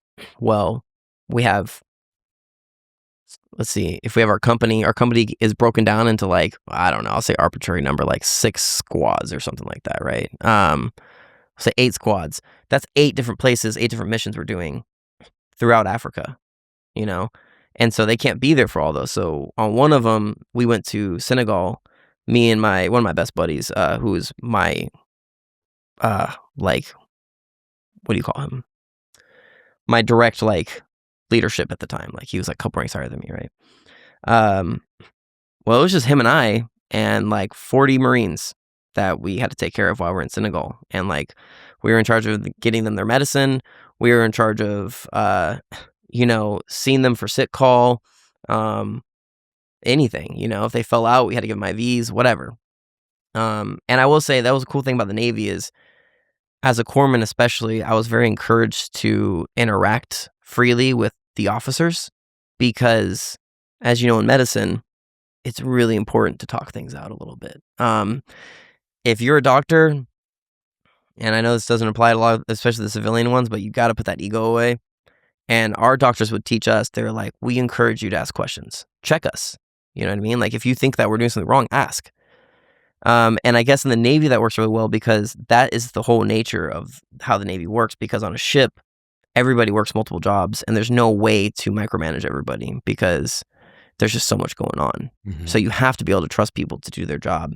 And that's partly why it's so high functioning, is because there's the trust there. And it's not just blind trust. It's trust built on the fact that we know you trained you right, And so in places where they have really good training, I will say, like California so far, I've had great, I guess it depends on what school you go to, but even without the training, there's so many hoops you got to jump through to get a job here as a teacher. It's insane. It's insane. And so with that being said, if you're making people jump through all these hoops, the ones that make it through, give them a little credit, They made it. Unless they start doing something crazy, then check them. But right. They're here. They did it. They passed all your, checks. See what they can do with it. you know? So that's my best experience from the military about that. Yeah. Yeah. Thank you. Yeah. Anytime. It's really cool. When I worked in healthcare still, and I worked in a hospital in an emergency department, I noticed that the nurses that became the least flustered during a chaotic shift, Yeah. which Happens in the ER room a happens in lot. the ER quite a bit, and you have like chaotic spurts, right? Out of a 12-hour shift, Yeah. you might have 4 hours where you're like, where it's kind of nuts. Yeah. You're working extra hard and thinking on your feet, making a lot of decisions, coping with extra workload. The people that became the least flustered were the people who had done a different job prior to being a nurse. The people that dealt with it the most poorly were the ones for whom nursing was their first career. That's funny. I'd actually say the same is true about leadership in military, or just military members. All the most chill people, besides special forces, something about them, those guys are always like really chill. They're just very like, they bro out. They're just like, hey, what's up, man? Like, it's cool. I'm like, they're like, you know what that guy does? I'm like, what? But everybody else, the people that did the best, special leadership, were people that worked other jobs before the military. They had different perspective coming in. They had different life experiences. The best officers were ones that were enlisted first. We called them Mustangs. Those guys, almost without fail, are the best. Like, they get it. They're great officers. I feel like everybody should do that, to be honest. I think you shouldn't be able to become an officer unless you're enlisted first, personally. At least for a little bit, know what it's like. Do your time. Yeah. Not just like, I'm smart, so I'm going straight to Annapolis, right. and then I'm going to tell you all what to do. Yeah, even though I have no idea what your job is, like, I don't know. But yeah, it was the same thing. It was people who had done another job first. So what do you think that is? Just perspective, I guess? Maybe perspective, understanding that, like, it could be harder. It could be more difficult. Yeah. It's true. I chose to be here. Nobody's making me. True. I chose this over the other thing. Yeah. Yeah, that's true. Yeah. In fact, I bumped into a guy who's a nurse that I really like. I was in the hospital for some medical stuff about a year ago, and this guy took really good care of me and asked how I was doing, told him I was teaching. He's like, oh yeah, I used to teach. What? Tony, I did not know that. He's like, yeah, I was an English teacher for like 5 or 7 years or something like that. He's like, and then I left it. And he's one of the guys I know, like, he does not get flustered, period. He moves at one speed, careful thought, methodical, precise. He's kind and calm and calculated and patient. And sounds like a great medic. He could be a very good. Yeah, he's as an ER nurse. He's a nurse. Is that what he is? Yeah, Sounds like a nurse then. Yeah, I just mean like in medicine. That's like the most important thing right there is if you can keep your cool. So keep your cool, even when it's crazy, even when there's blood splatter flying and people's hearts are exploding out of their chests. And even when like, oh, I got to burn these scrubs after the end of the day. Yeah, keep it together. Controlling your oh shit response. Yeah, your instinctive. Oh no! Right. What? Oh, nothing. I was thinking about something from before. It's definitely not the blood squirting out of your neck right now. That's for sure. You're fine. You're fine. Everything's fine. Yeah, it's gonna be fine. Don't worry about go to sleep. We're gonna give you some night. Yeah. Yeah. So he was a teacher before. Yeah, he was a teacher. And like, okay, well, what grade? High school. Oh, he's like, if I could deal with those guys, I could do ER. Yeah. If you can deal with 40 teenagers in the room at once and you're trying to get them to care about Shakespeare on their worst day, some of them, then yeah, you can probably deal with like. I love reading Shakespeare with students. It's fun when you can. It's so fun. Make it make sense to them. I do. I think I'm pretty good at it. I love it. I get them to. I get so into it. I love it. Shakespeare is so fun. It's one of the saddest things. I don't think we're gonna read Shakespeare in middle school. So I could do some sonnets probably. But anyways, yeah, it is hard though to get them to care about Shakespeare. That's for sure. Depending on. Well, you probably know enough Shakespeare that you could probably curate passages for the students' interests. Like one of my favorites, I don't know a lot of Shakespeare. I know a little bit. I've read more than I remember for sure. But and I don't get opportunities to teach this very much. Like I pretty much have to be subbing or just screwing around. But for them to be able to read and understand the St. Crispin's Day speech from Henry V. I don't know it. Yeah, there's still a lot of I've taken Shakespeare class, and I still haven't there's just a lot of Shakespeare to get through. So Yeah. I haven't read that. I haven't read what is the other one? Cleopatra and one about Cleopatra. There's one Caesar. I want to read that one. There's one about Caesar. Julius Caesar. Yeah, the Julius Caesar one. I haven't read any of those. Pretty So good. there's just a lot out there. So, but there's from the Henry. It's from Henry V. It's the St. Crispin's Day speech, and St. it's Crispin's Day. basically they're getting ready to go out to battle, and it's this long speech that ends in we few, we happy few, we band of brothers. It's where that expression comes from, and it's like a camaraderie, like we're about to go into battle, and we might all frickin' die, and guess what? They're gonna sing our songs and talk about us. And do you want to be the guy who bitched out, or do you want to be the guy who sacked up? Hoorah with me, right? Yeah, very hoorah. It's very hoorah. It's, yes, hundreds of years ago, but very hoorah. Yeah, it's that. It's motivating. And gets the people going.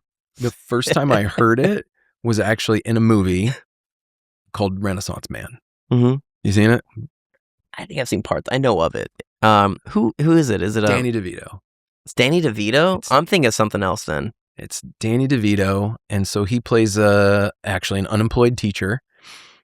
He's not even a teacher, but he's unemployed. He goes to the unemployment office, and they're like, "We got a job for you teaching." And he's like, "I can't teach." They're like, "You got a master's degree, you can teach. This is your job. Take it or don't get paid." And the job is teaching as a civilian contractor. Excuse me. With an army unit. With this group of individuals who are struggling cognitively as part of the team. And the line he uses in the movie is like, "Wait a minute, you want me to teach them how to think?" And so how does he do this? Through literature. And he teaches them, they do Hamlet for pretty much the whole movie. They go through Hamlet and analyzing everything about the story and getting them to be able to explain it. And he uses these different teacher tools, teaches them the rhythm of iambic pentameter and has them beat on the desk and do it like a rap, and a really freaking cool movie. But there's this scene where they're on an obstacle course, PTing in the rain, and this drill instructor calls one of the kids over that's in this guy's class because he doesn't like the civilian contractor, the DI, and he calls one of these soldiers out and says, "Tell me some Shakespeare." And the guy delivers the St. Crispin's Day speech in a way that almost makes the DI freaking cry. Nice. And he's like, "Oh shit, I think I get it now." But yeah, it's that's awesome. Yeah, it's a great speech. I need to watch that movie. That sounds amazing. It's really good. It's from the early 90s probably, when Danny DeVito was in movies. So I was probably maybe 10 when it came out or something. It kind of sounds like a military version of Dead Poet Society or something like that. A little That's bit. A great movie. A little bit. Do you know what Danny DeVito did before he started acting? No. You've got some trivia. Drop it. I learned this from my brother, and I fact checked him later because I had to make sure. Trust but verify. He was a hairstylist. Shut up. At a salon for his don't quote me on this part, but it was his cousin or somebody that he worked for that was their salon, and then somebody that he worked with or a customer heard of a gig or got him into it somehow. But the important point is he was a hairstylist. So imagine going to a salon and Danny DeVito on his step stool, I imagine, doing people's hair. That's hilarious. Wow. I think Morgan Freeman was a teacher or something like that. Really? Pretty sure he was a teacher. Yeah, he didn't start acting until 45 or something like that. It was way later in life. Yeah, but let's talk about movies. Okay. Since we're on movies. You're right. Since we got there, By the way, thanks for the trivia about Mean Girls. Oh, yeah, you're welcome. Yeah. Did you look into that a little bit? I did, and I bought the book and I gave it to, so on the last episode or the one before with my friend Morgan, we talked about the movie and I gave her a copy of that book, Queen Bees and Wannabes. Nice. You read it already? No, I haven't. Oh, I haven't read you're it. a fast reader. I'm not a fast reader. No, Oh, I bought okay. a copy just to give to her. She just had a daughter. So perfect. I was yeah. like, this will prepare you for high school. Right. Yeah. Teach your daughter how her friends are maybe going to be unkind. Should have told her you're in the Tina Fey book club now. So yeah. Yeah. that's where it all started from. She read it and was like, make this into a movie. And it was well done. It was amazing. So arguably the best high school movie. You think so? I mean, that's my question. You want me to read the official question? Sure, while I think about it. You know the question, but when you think about movies or television featuring adolescence, what's the first one that comes to mind and why? Yeah, it's definitely Mean Girls. 100%. It's an amazing movie. It I don't know. It's witty, funny. It's got a great plot, realistic, likable characters and unlikable characters. And it delivers a good message about, not getting what was the message? The message is being nice to each other essentially, and like not getting caught up in cliques and like talking crap, because at the end of the day that just makes you feel worse, is the idea. So yeah, I think it just hits. Even as like a young boy when it came out, I don't know when it came out, but I was an adolescent, Mm-hmm. and like very not interested in what would be considered chick flicks at the time, which I don't even think I would consider that a chick flick now. It's just a comedy. It's about high school. It's so good. But even back then, I recognized, I was like, wow, this is a great movie. Dude, hold that thought for 1 second. I gotta pee. Oh, okay. Yeah. And we're back. Yes. Thanks for that, dude. Yeah. I don't think you. That was good timing. Chugging this whole iced tea lemonade and being middle-aged, I guess. I'm here too, man. I don't play around with that anymore. That's one of the things, like, I know in the military I had to do that a lot, like holding it forever, and I just don't do it if I don't have to anymore. I just hate it. I'm kind of like a nuisance about it sometimes. Like, I really don't care if I inconvenience people. I'm like, dude, I gotta go, man. Like, I'm not. No, it's good. That's the way. I know it's healthier technically. I'm like, dude, I don't know. But I also I chug a lot of water too. So like, I've been stopping myself during this because I've been like, I'll 2 sips. It's fine. Yeah, I'm the same. I'm the same. I mean, I'm lucky enough. I have a restroom in my classroom. So I'll just score, go, dude. I'll just go while the kids are working. Like, I'm supposed to be supervising them, but I'm like, it's gonna happen. You supervise yourselves. Yeah. Like, you're 17. I see you every day. You guys are always like, you behave for the most part. Like, it is what it is. I don't know. Yeah. You can still hear it too. Yeah. And I trust you. Like, whatever. I'll go take a dump if I have to. That's nice. You have the option. That's for sure. Because I know that's the bane of a lot of teachers' working experience.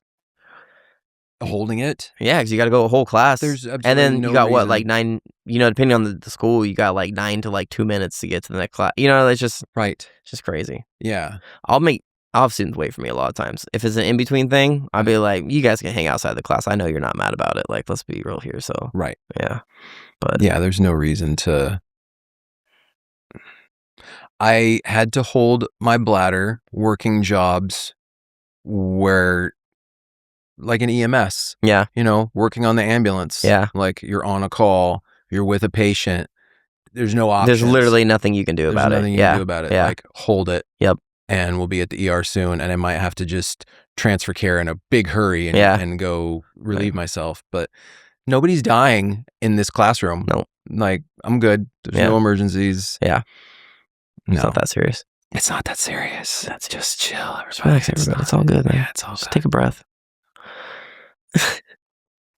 I like. I'm trying to return my brain to movies. Well, we talked a little bit about the idea of movies being this like cultural vehicle and driver of adolescents understanding that their problems are not unique. It's a form of education. But yeah, we did talk about that. I think it was like a form of education. It's a story. Stories are educative, or they educate you, I guess. Mm-hmm. I don't know what I think that's true. adjective I just made up, but a good story will have a message. Or a lot. Or a lot of them. And depending on how they execute that, you just learn something. So it kind of goes back to the whole Aristotle thing of like monoculture, of keeping us all united under a certain flag, which I have thoughts about. But to go back to what we were saying about Mean Girls. Yeah. It's Mean Girls and then Superbad. Okay. And then Superbad. Yeah. I don't even know, like, I don't even want to say it's like Mean Girls, big gap, Superbad. It's probably like almost simultaneous thought, to be honest with you, but it's probably Mean Girls first, just because it was first. And culturally, I think it had the biggest impact on a lot of people. For its time. For its time, yeah. Superbad wasn't long after it. No. I think they did different things. Oh, 100%. They totally focused on different stuff. Yeah. Two different movies, for sure. Yeah.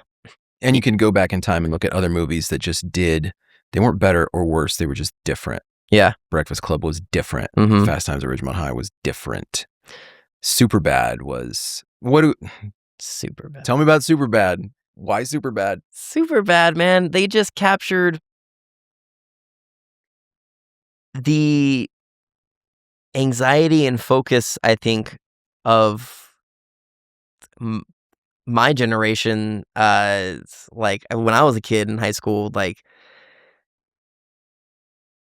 kind of the way they act and like just their focus in life, which was essentially just partying, like trying to get laid. And because like they think they're supposed to, not that that's a part of the story or theme or anything like that, but like, I mean, it's in there. It's not focused on, but like that is the idea. They think they're supposed to. That's how they that's their coming of age. That's how they prove that they are like men, Yeah. And they do it in a hilarious way. That's this fun 24-hour adventure. I love stories that like hit just like a 24-hour time frame thing. Those are so fun. Super relatable characters. We all know a Fogel, a McLovin type. We've all known that kid. We've known the Jonah Hill. We've known the Michael Cera. And it's just good, man. It's just fun. It's just quality jokes, timing, characters, the whole situation, the ironies. Like it's just a very well made movie. And it made me feel very seen and validated in my like angst about, like I need to sleep with a girl, like I gotta lose my virginity. Like stuff like that, it's just so stupid. But like that is your soul for some kids. It was for me at one point in high school. That was my sole focus. So much of like, which is so silly, and that's the great thing about that movie is that, it's the thing I learned the hard way without that movie. Maybe the movie helps a little bit, but it's not. If your goal is to get laid, and that's your main goal, and that's how you're going to treat the people who you're trying to get laid by, you're probably not going to get laid. But if you just treat them like a human and talk to them like a person and a friend, really that's what it is. It's a friend. Be a friend. That's going to end up with you probably getting laid, having a relationship, and like they hit that in the film. And like, so how important, so not only is it this like raunchy, ridiculous, humor, but it also has a really good moral story about like friendship and like dating in high school, I guess, how to treat people right. And that cops are people too. And cops are people too. Cops are people too. Yeah. And sometimes they're cool. Yeah. I've met a few like that. Yeah. So I remember I asked you before, but I forget, what movie do you think of when you think of high school movie? Gosh, I don't know that I can pick one. Yeah? Yeah, there are so many. There's not one that immediately comes to your mind? No. Wow. What's your top 3 or something? Oh gosh, that's so difficult, What? dude. What? Wow. You don't have to. Not even top 3. It's not about who's first or third, but like, what's at least one of them that comes to mind for you, just to give us some type of timeline of where you're at here. The more I think about it, the longer the list gets. That's the problem. Like, I don't. Would I have said super bad before we talked about super bad? I don't know. Now I would definitely say super bad Okay. because it does capture something, especially about being a teenage young man, Mm-hmm. being a teenage boy. And because what you're experiencing, what you're going through hormonally and socially, and what approval of your friends and acting cool, Yeah. and also wanting to feel wanted by the opposite sex. That's a big part of it, right? Yeah, you want love too. You just think that you got to have sex for it first. Right. You know what I mean? Like, sex is the medium to which you'll find love, and it's the Yeah. opposite is the irony typically, you know? Yeah. And maybe that's, I mean, it can work that way. I don't want to say it can. I'm just saying that that's probably not the best way to go about it, is all I'm saying. I think that's going to lead to a lot of shallow relationships and broken hearts and possibly STDs. 100%. 100%. Whoops, babies. Yeah. Yeah. That's a conversation that's not had enough with young men is, a lot of people think like the entire impulse for men to be hypergamous and promiscuous and everything is just the physical act Mm-hmm. of sex. And I think so much of it is really more emotional than that. I think men are more romantic. I think men want to feel wanted. They want to feel desirable. Yeah. They want the confidence boost. It's good for the ego, all of that. And also, men want a relationship. Yeah. They like want a girl to be their girl. And if you want proof of that, just look at the relationships they build with their guy friends.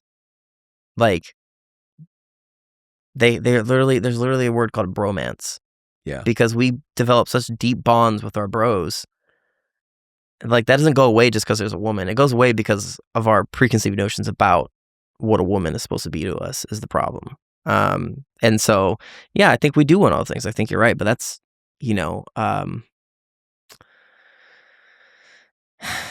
I think that could be said about guys on practically every social level in our society. A lot of the things that we put on as far as like the non-emotional stuff and like the physical part is trained to like push that down and aside, so much so that we don't realize we're doing it half the time. That was a big like awakening for me to realize that stuff, because then it just leads us crazy. I love now I was just watching this new movie called Messages for Isabel or something like that. It's like a kind of a it's like a rom-com but with like a dark beginning. And in it, I'm noticing this more in movies, which I really like. In it, the girl, she's in her like 20s. She's working as a chef. She's trying to do her thing. She's in the dating game, and like it's her going through all these like terrible guys, And it's fun in this day and age now that we're getting a lot more of the female perspective on what it is like to date and how guys act towards women. Not just the stereotypical like, oh, catcalling, but like, one guy, she's like sleeping with him and he's just like weird. And it's like, and now tell me everything's going to be okay. And like, and then like kind of like volatile, which is like scary if you're looking at it from the woman's stance. And I'm like putting myself in their shoes. Like, if I'm dating a girl and she's volatile, that's more of an annoyance for me. And like, kind of like, I got to deal with this. If you're a woman and you're with a volatile guy, that's scary. It's like danger. That's danger. Like, they're on top of you. Like, nah.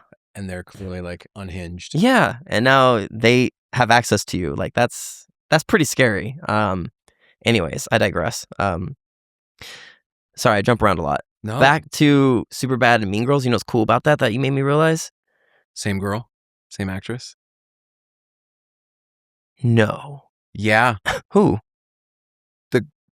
The girl that plays Katie in Mean Girls she also plays the girl that Jonah Hill hooks up with. No, she doesn't. That's Emma Stone.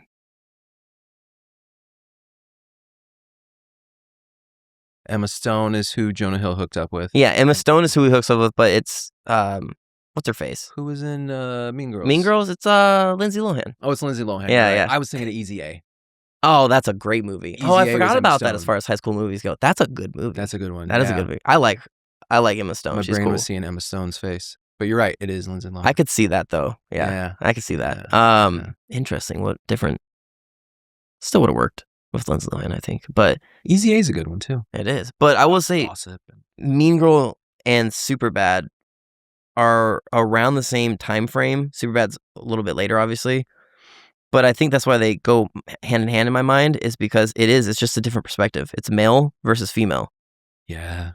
That's like the big thing. So that's cool. But yeah, Easy A is really good too. I really like the whole gossip and like, even if you're not, what you're even putting out, you are what people think you are, essentially. You know what I mean? As far as society's concerned, right? So yeah. But have you seen Kids? No. That's a high school movie? It's a movie about adolescence. None of it takes place in a school. It's one of the most graphic movies about teenagers experimenting with teenager stuff. Oh. It's unrated. It's independent. It doesn't stream anywhere. You have to literally buy the Blu-ray on Amazon. And you'll get you're gonna like an Australian copy if you buy it on Amazon. Wow. It's really good. And it's mostly no-name actors. A very young Rosario Dawson is in it. Rosario Dawson, that sounds familiar. She was in Clerks 2 and Daredevil and the first Daredevil? A bunch of movies. With the TV series. Oh. She plays the nurse. Rosario Dawson. I do know her. There yep. You go. Yeah, you're right. Yeah, her as like a teenager, isn't that? Okay, I like her. But it's they're having sex and smoking weed and all kinds of, and that's just the whole movie, and being as vulgar as you can possibly imagine teenage. Is there like a message to it? Or is it just like, and like looking at, is it kind of just more like a observation of like that culture, It's both. There's a cautionary tale thing built into it. Yeah. Because Project X is kind of like that. Project.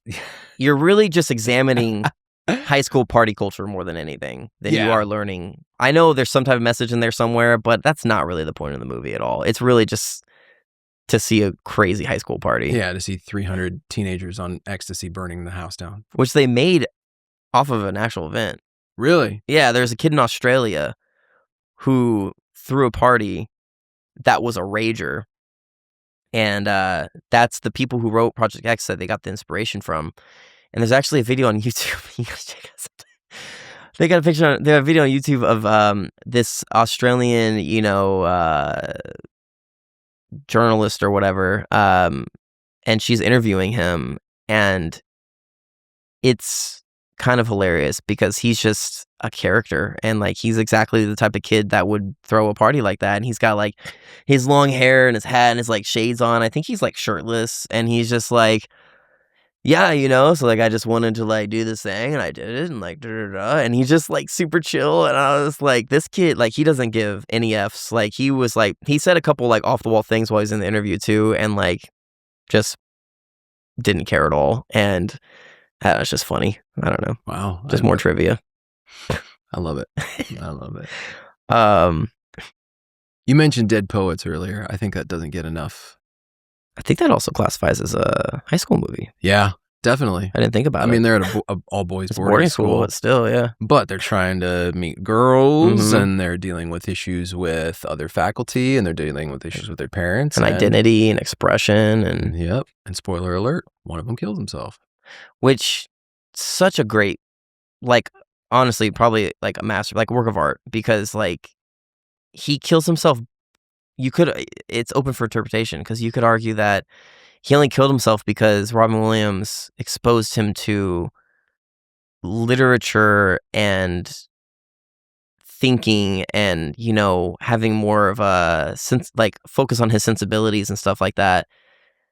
And like you could say that like that made him more susceptible to killing himself, because he's more like internal facing and emotional in that way.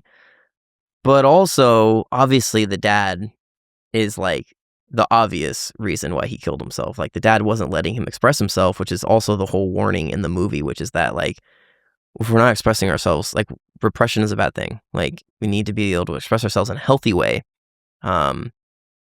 which knowing literature helps us do. Like in a healthy way, you gotta do it. Healthy is the key part. And so yeah, it's kind of one of those things where it's like, would he have killed himself if he hadn't met Robin Williams? Would he just accepted his life, or did Robin Williams set him free? And was the cost of him being set free too high? You know. Because obviously I would argue that he should have exposed him to that. Regardless of what happened, that's on the dad, in my opinion. You know what I mean? Like, because he was expressing, he was doing theater, he was doing a great job, he was happy. Yeah. So, like, you know, that's on the dad as far as I see it. But I do think there's a part in there where it's like, would have he even known that he was in a box if Robin Williams didn't show it to him, you know? Or would it have been something or someone else eventually? Down the line. Probably. And maybe is it easier to handle?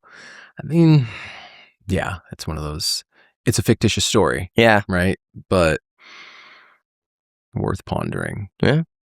Interestingly, like along the lines of what you said, like using art, literature to understand our own emotions, to describe our human experience. I think the best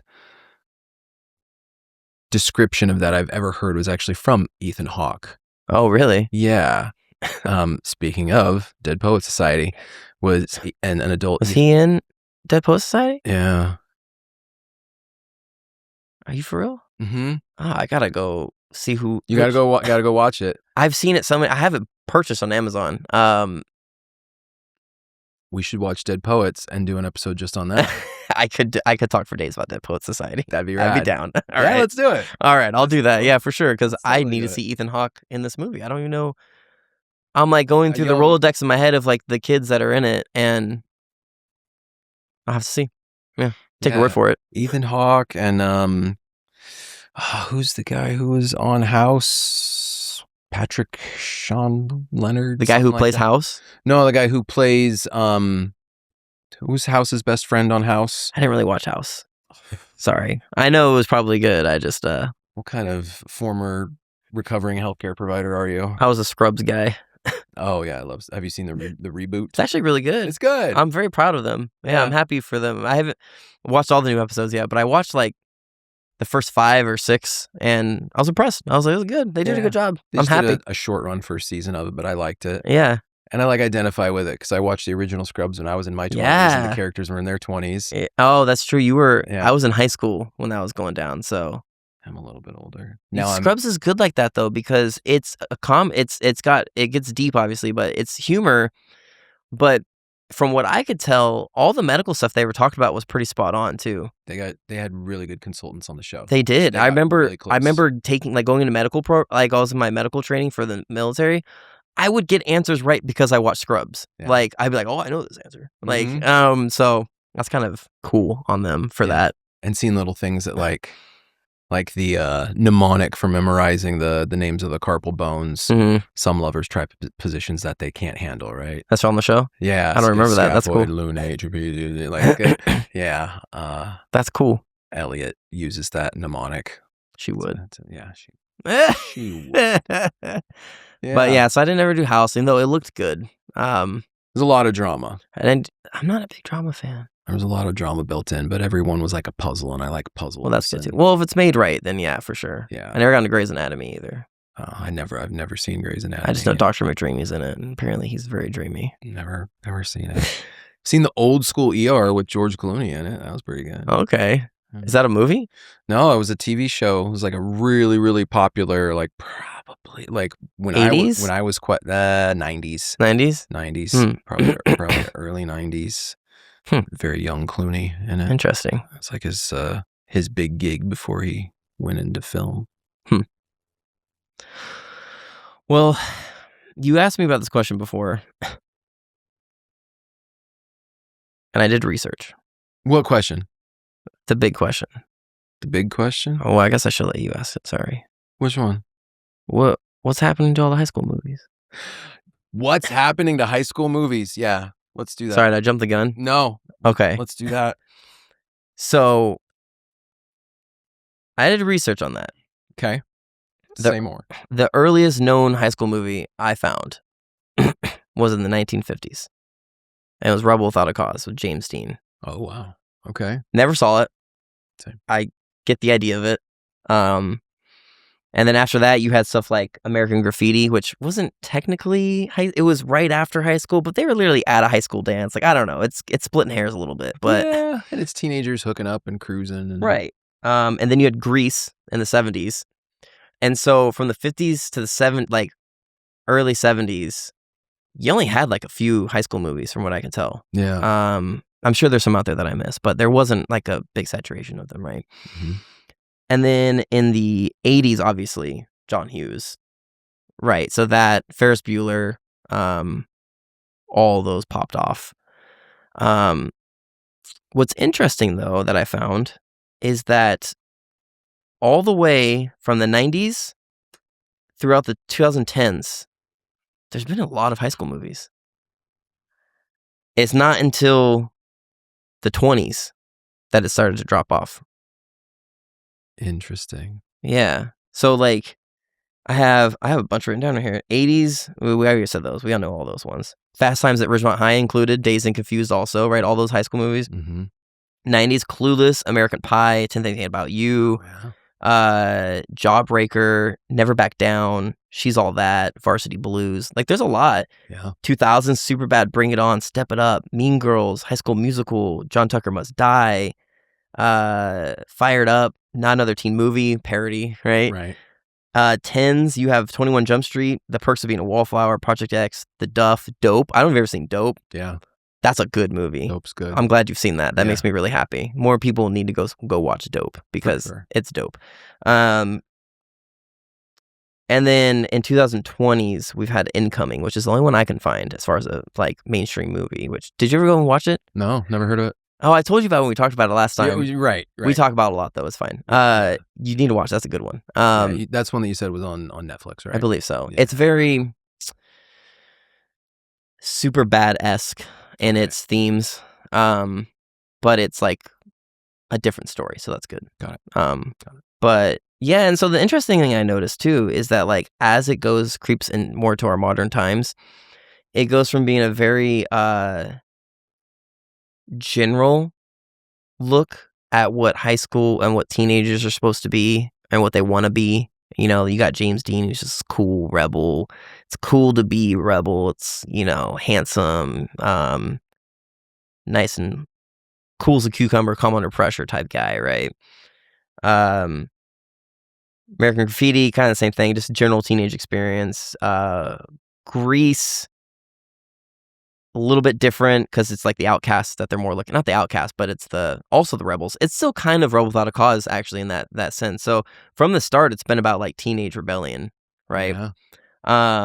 Whether that was the actual purpose or not, like because Grease, they weren't like, we gotta rebel. They just were already in that mindset. That's just who they were, right? They were just like counterculture, right? And then you got the 1980s with the John Hughes movies, Fast Times, and then you start looking. It's still very generalized though. It's a general experience of what like they're trying to hit like the largest swath, it seems like, of the experience for kids, right? And then you also have like Fast Times, Dazed and Confused, which is like more of the stoner culture and stuff like that, you know, the party culture. So still rebels. Then the 90s, things start to change.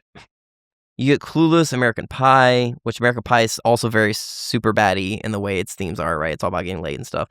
Jawbreakers, Never Back Down. So I noticed that like you still have the general ones, like Clueless is all about popularity. It starts being more about less about rebelling and teenage angst than it is about. It's still about that, but it's also about like fitting in. Mm-hmm. It's about cliques. It's about finding your group of people. You know, which is what I think once again is a cool thing about Mean Girls is they kind of like reversed that genre.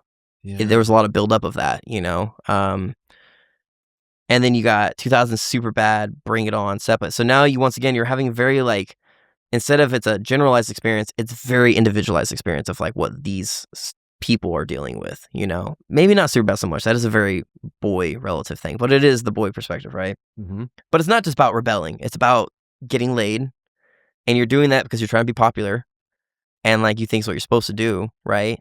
So it's like it's slowly starting to be more sexualized as we get into the 90s and on, and then 2010s and more extreme too. It's like it's one of three things, or all of them. It's getting more sexualized.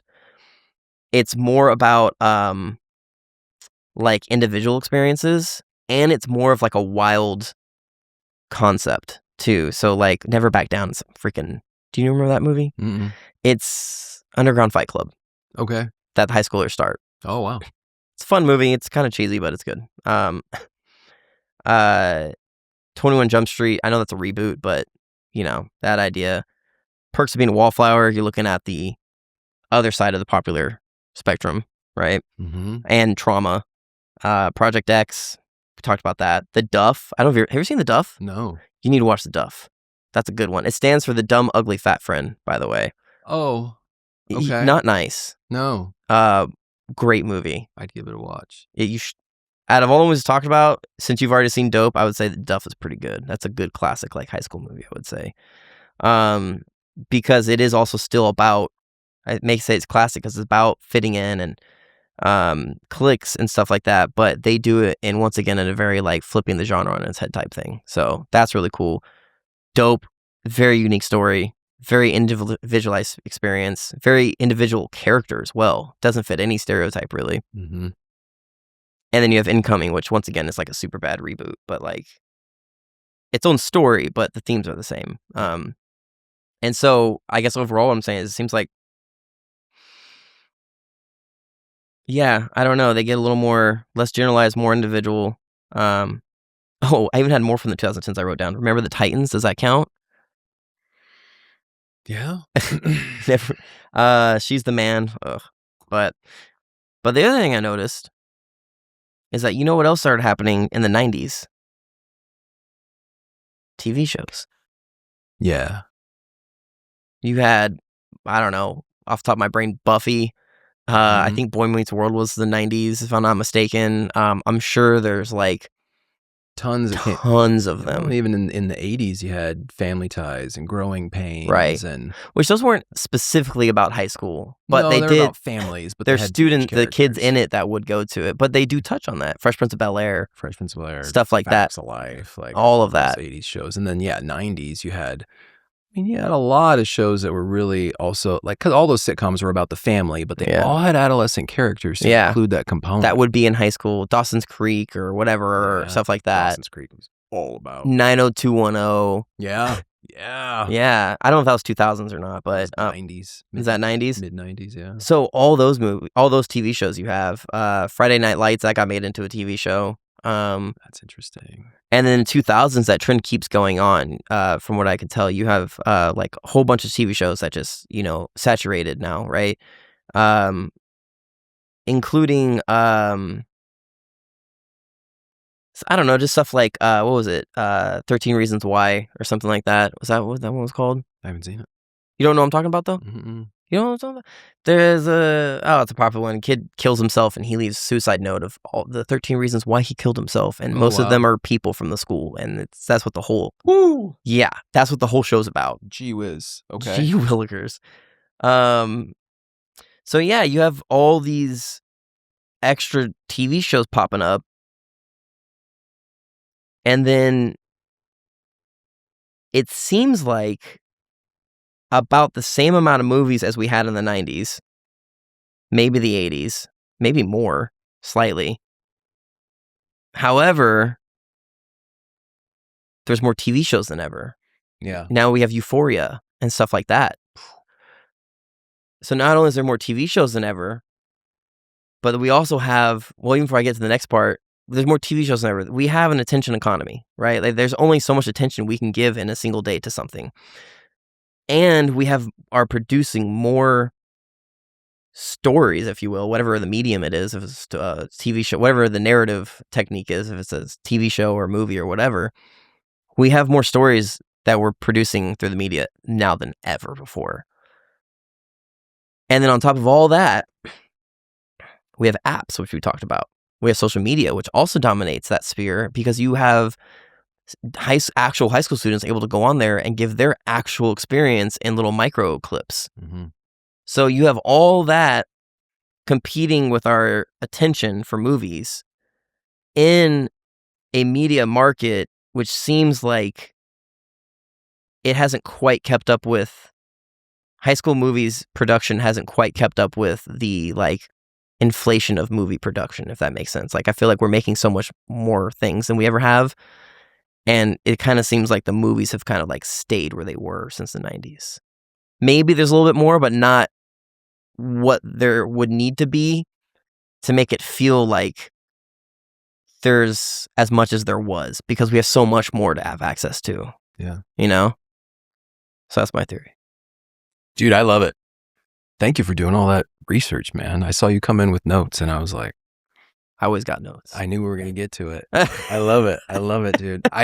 That's such a cool observation to look at, not just like the uptrending of the frequency, the number of movies about adolescent characters that are out there, but this like trending of the themes toward the social dynamics. Because in, you know, like in even in Greece, right, there's social dynamics, like the guy's showing off for his guy friends and the girl's trying to fit in with the girlfriends, and the girl's from, you know, she's from a different place and she's a new girl in the group, and social acceptance, etc. And there are sexual undertones, right? Yeah. Like the tell me more is like, hey, did you get laid? It's about that, but that song makes me uncomfortable. It's a little rapey. It's a little bit, yeah. But it was the times. It is what it is. I'm not here to judge it. I'm just saying, I can't hear it though and be like, did she put up a fight? I'm like, oh no. What does that mean? I sure hope not. Yeah. I hope your next words were going to be, if she did you stop? I hope you stopped. Right. Like, Jesus Christ. Right.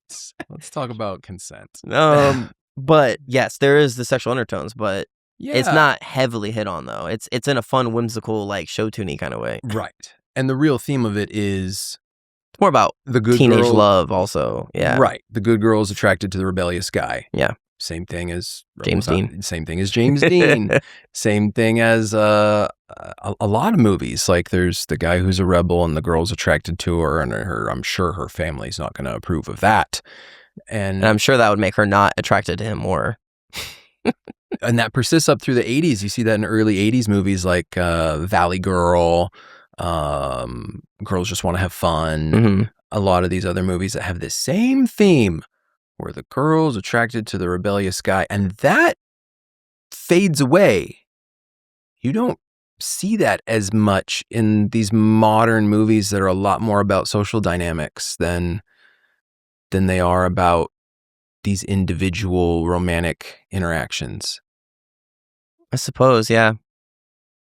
I can't think of any. I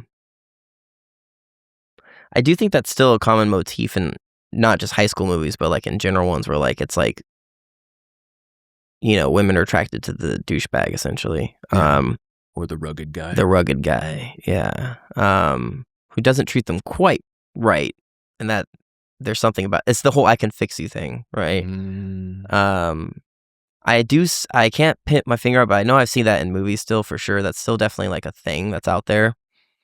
But that's not the central theme of these movies anymore. That's true, for sure. It seems like, especially nowadays, yeah, that's true. It feels like the characters have, maybe we've all just wizened up. I don't know. Maybe. If that's what happened. We don't want to respect we're not going to respect a female lead maybe that's going to do that anymore in such a way. I don't know. But who's to say? I don't know. But it's interesting to notice. It is interesting to notice. Yeah, it's not as much of a theme anymore. You're right, though. That was the theme then, and then it gets like very diverse after that. Yeah. A lot more social, a lot more party culture. Social for sure. Yeah, social cliques fitting in. Yeah, and some of these movies that are like a mix of party culture and just this long montage of dick jokes, like Superbad. Superbad. Yeah, Superbad. It's a 2-hour dick joke. They even have the montage scene with the pictures of the dick jokes, which they do. It was hilarious, but that's hilarious. That's so funny that like he was just drawing dicks, and that wasn't like he wasn't like trying to be weird about it. It wasn't perverted. He just liked doing it. Dude, you're about to go teach full time at a middle school, Oh, we're and gonna there's see it. gonna be a dick on every desk. Well, I have a funny story about that. When I was at 3-8 in North Carolina with the Marines, we had a two different types of people that come through there. You have what we call green side and blue side. Green side is people that's been with the Marines enough that like you get how their culture works.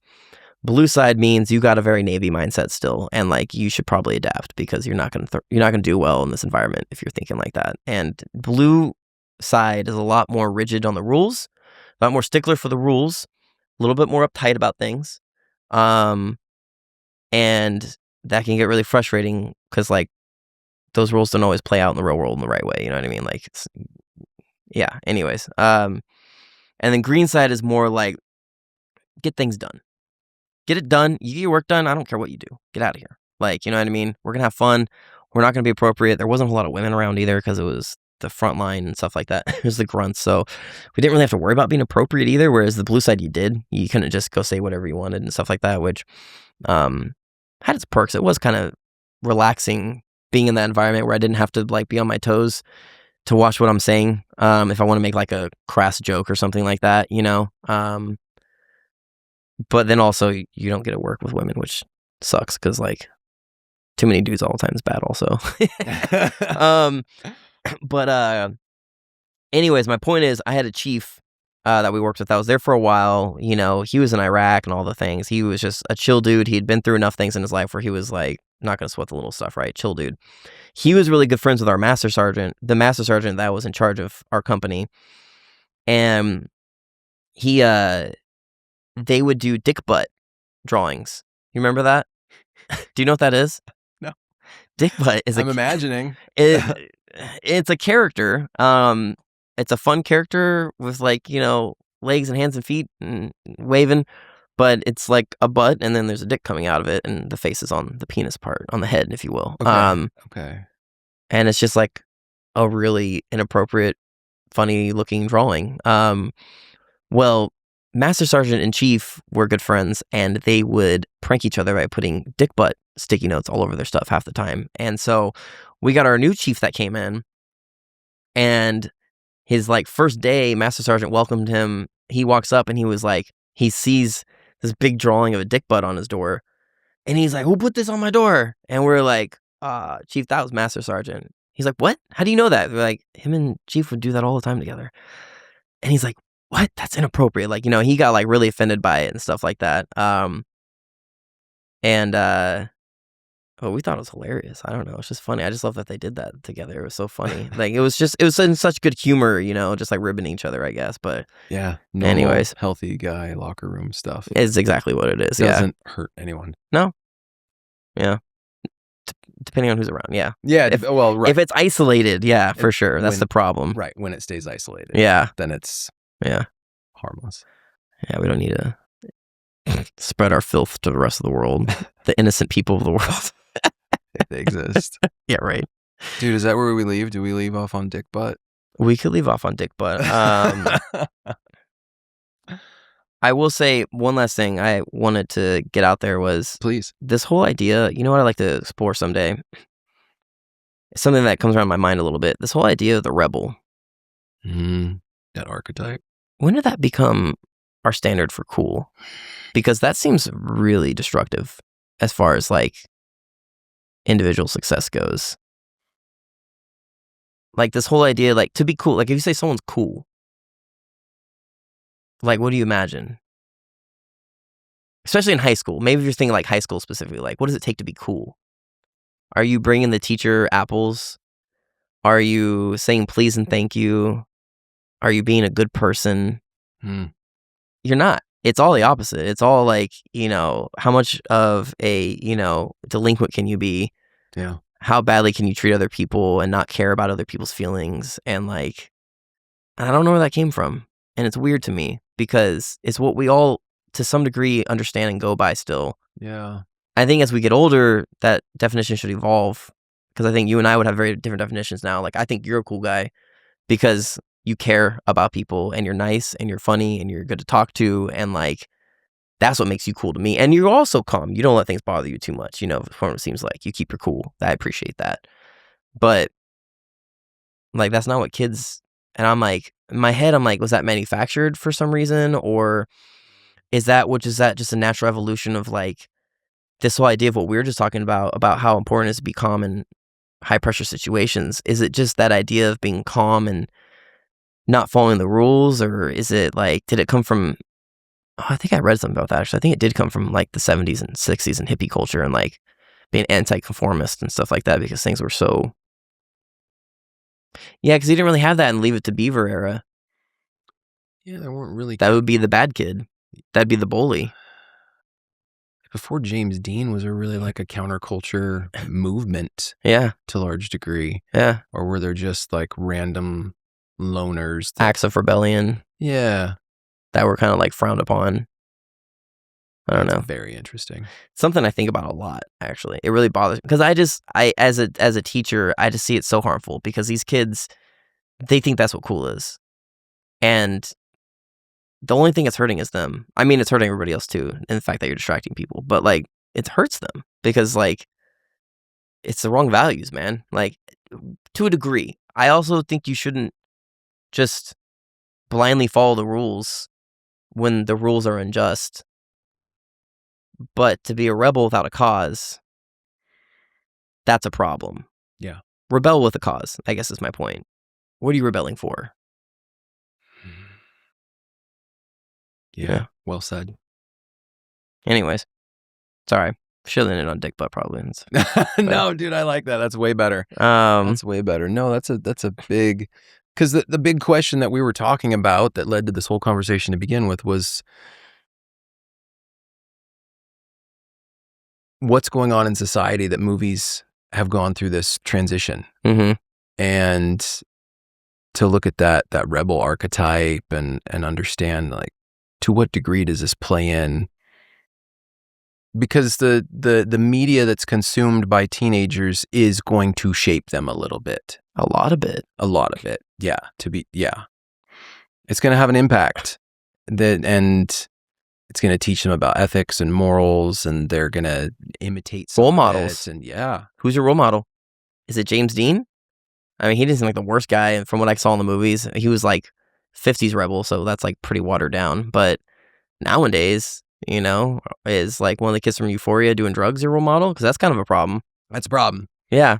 Yeah. Not great. High school drug dealers and pillheads and gangbangers and yeah, not great. Yeah, so, like, how is it... I guess that's the whole point about this, too, is, like, how is that... Yeah, what's going on in society? And I wonder also if it's just, like...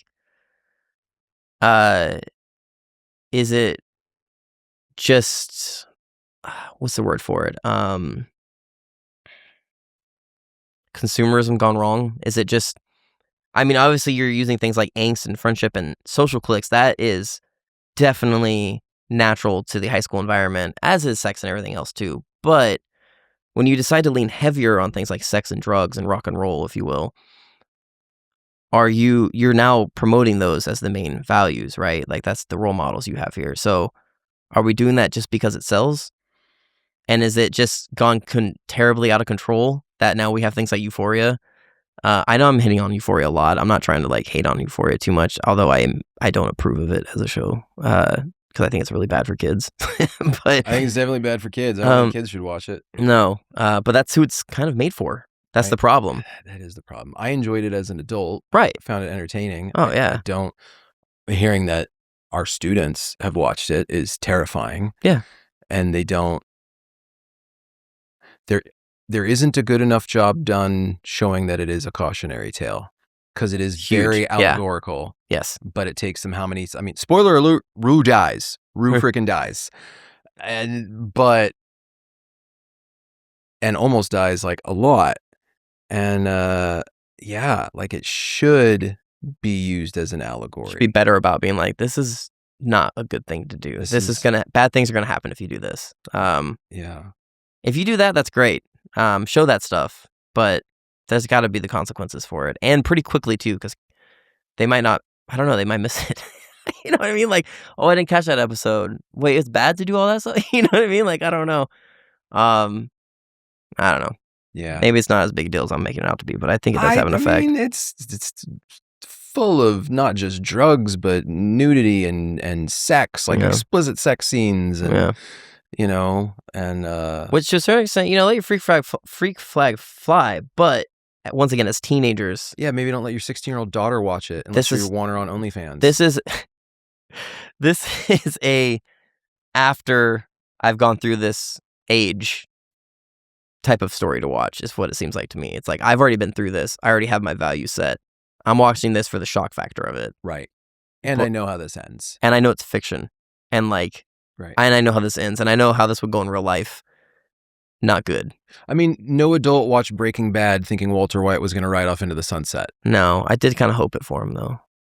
He was such a great anti-hero. I know he was. And I know he had to, as an English major, I know he has to have the consequences. Like, you know, it's just like whenever like a character barely escapes death and they're on borrowed time, I'm like, oh, they're going to die. And they're like awesome. If they're awesome and they've barely escaped death when they should have died, it's basically foreshadowing. They're dead. Yeah. They're going to sacrifice himself later. Like, so Walter White had to, but man, he did a great job.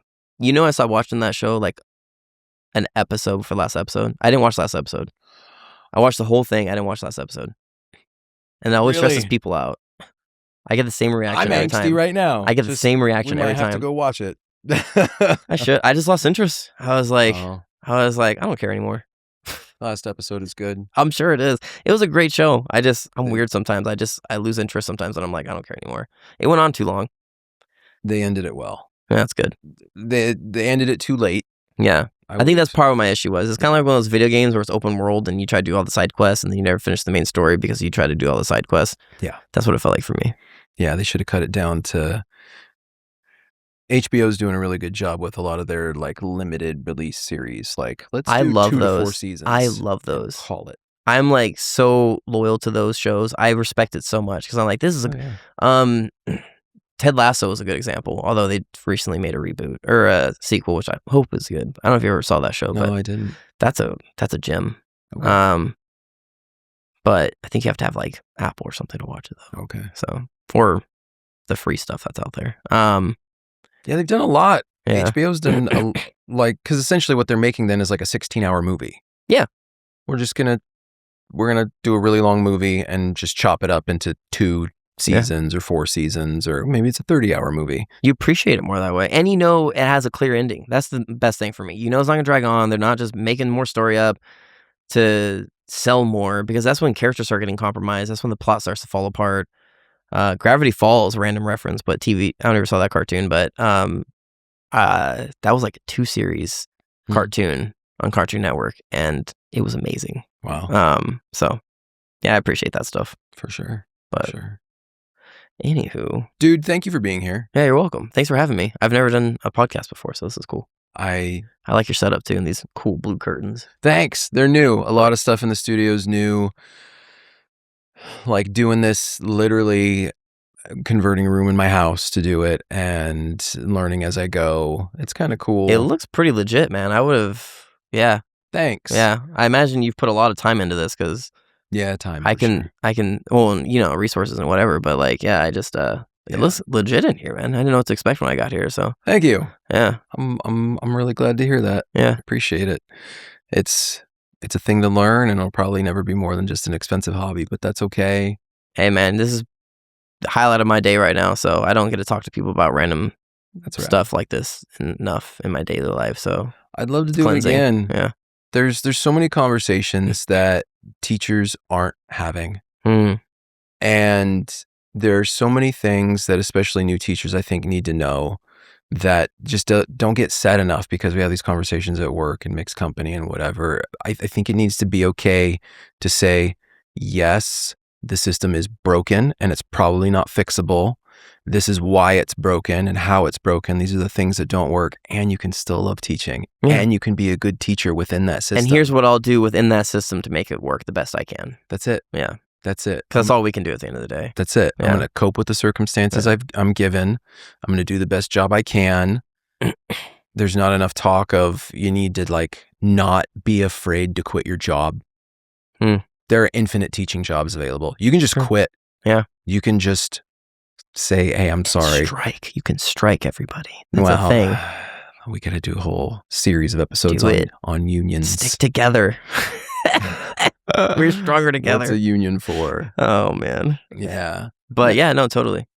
Yeah, it's nice. If you come in with the right mindset to understand what your job really is, you're working with kids. Can you treat them as if they were your own? You know, I started calling my students niece and nephew because the term "unk" caught on. Yes, they love that. Yeah. Yeah, and throughout a lot of cultures, using auntie and uncle as terms of respect and endearment and like, it's a very common thing in lots and lots of cultures. And so to have that relationship with the kids, we're like, hey, I care about you. Yeah. I'm not your parent. I do feel a little bit responsible for you, but only up to a certain point. Yeah. There's a boundary. Yeah. But hey, I really care about you, and I think you're a cool person, and we're all here on the same team. Yeah. You know, I'm not going to say we're family because a lot of kids have a tumultuous relationship with that term. Family can be a loaded word sometimes. Yeah. Yeah. But like team is we're almost always positive. Yeah. We're on the same team. We're on the same mission. I have the same goals for you that you have for yourself, whatever they are. Yeah. Getting them to understand that you actually care about them blows their mind sometimes. Like some kids just can't grasp it. They're like, why would you care about me? Oh, and then they test you and test you and test you and I'm test like, you. Because I want you to succeed, man. Like, I don't have to like, yeah. You don't have to be in my blood, or like, I don't have to like know you on a crazy deep level for me to want you to succeed in life. Like, we should all want that for each other, you know? So like, yeah, this is me giving it to you. Please give it back to somebody else someday, essentially is what we're doing here, you know? So. Because you're going to go out there and do something where you affect other people. Yeah. So affect them in a good way. Yeah. Yeah. You don't have to be the doctor that takes care of me or the guy that fixes my car. Like, you're just a person out there affecting other people. Yeah. And I want you to be the best possible human being you can be. Yep. And we can do that. Even within a broken system, you can do that. Yep. I forget who the quote comes from, but there was an author that said something to the lines of like, you know, if you're able to relieve somebody's like suffering or, you know, turmoil to any degree, then your life is important. You know, your life is not wasted, essentially. Like, you know, you're doing something important. Like, whatever relief you can provide anybody in the world, you're doing something important. Love that. Yeah. So. Cool, man. Yeah, dude. Thanks. Yeah, man. Anytime. It was a blast. Yeah, it was. We'll do it Cool. again. All right.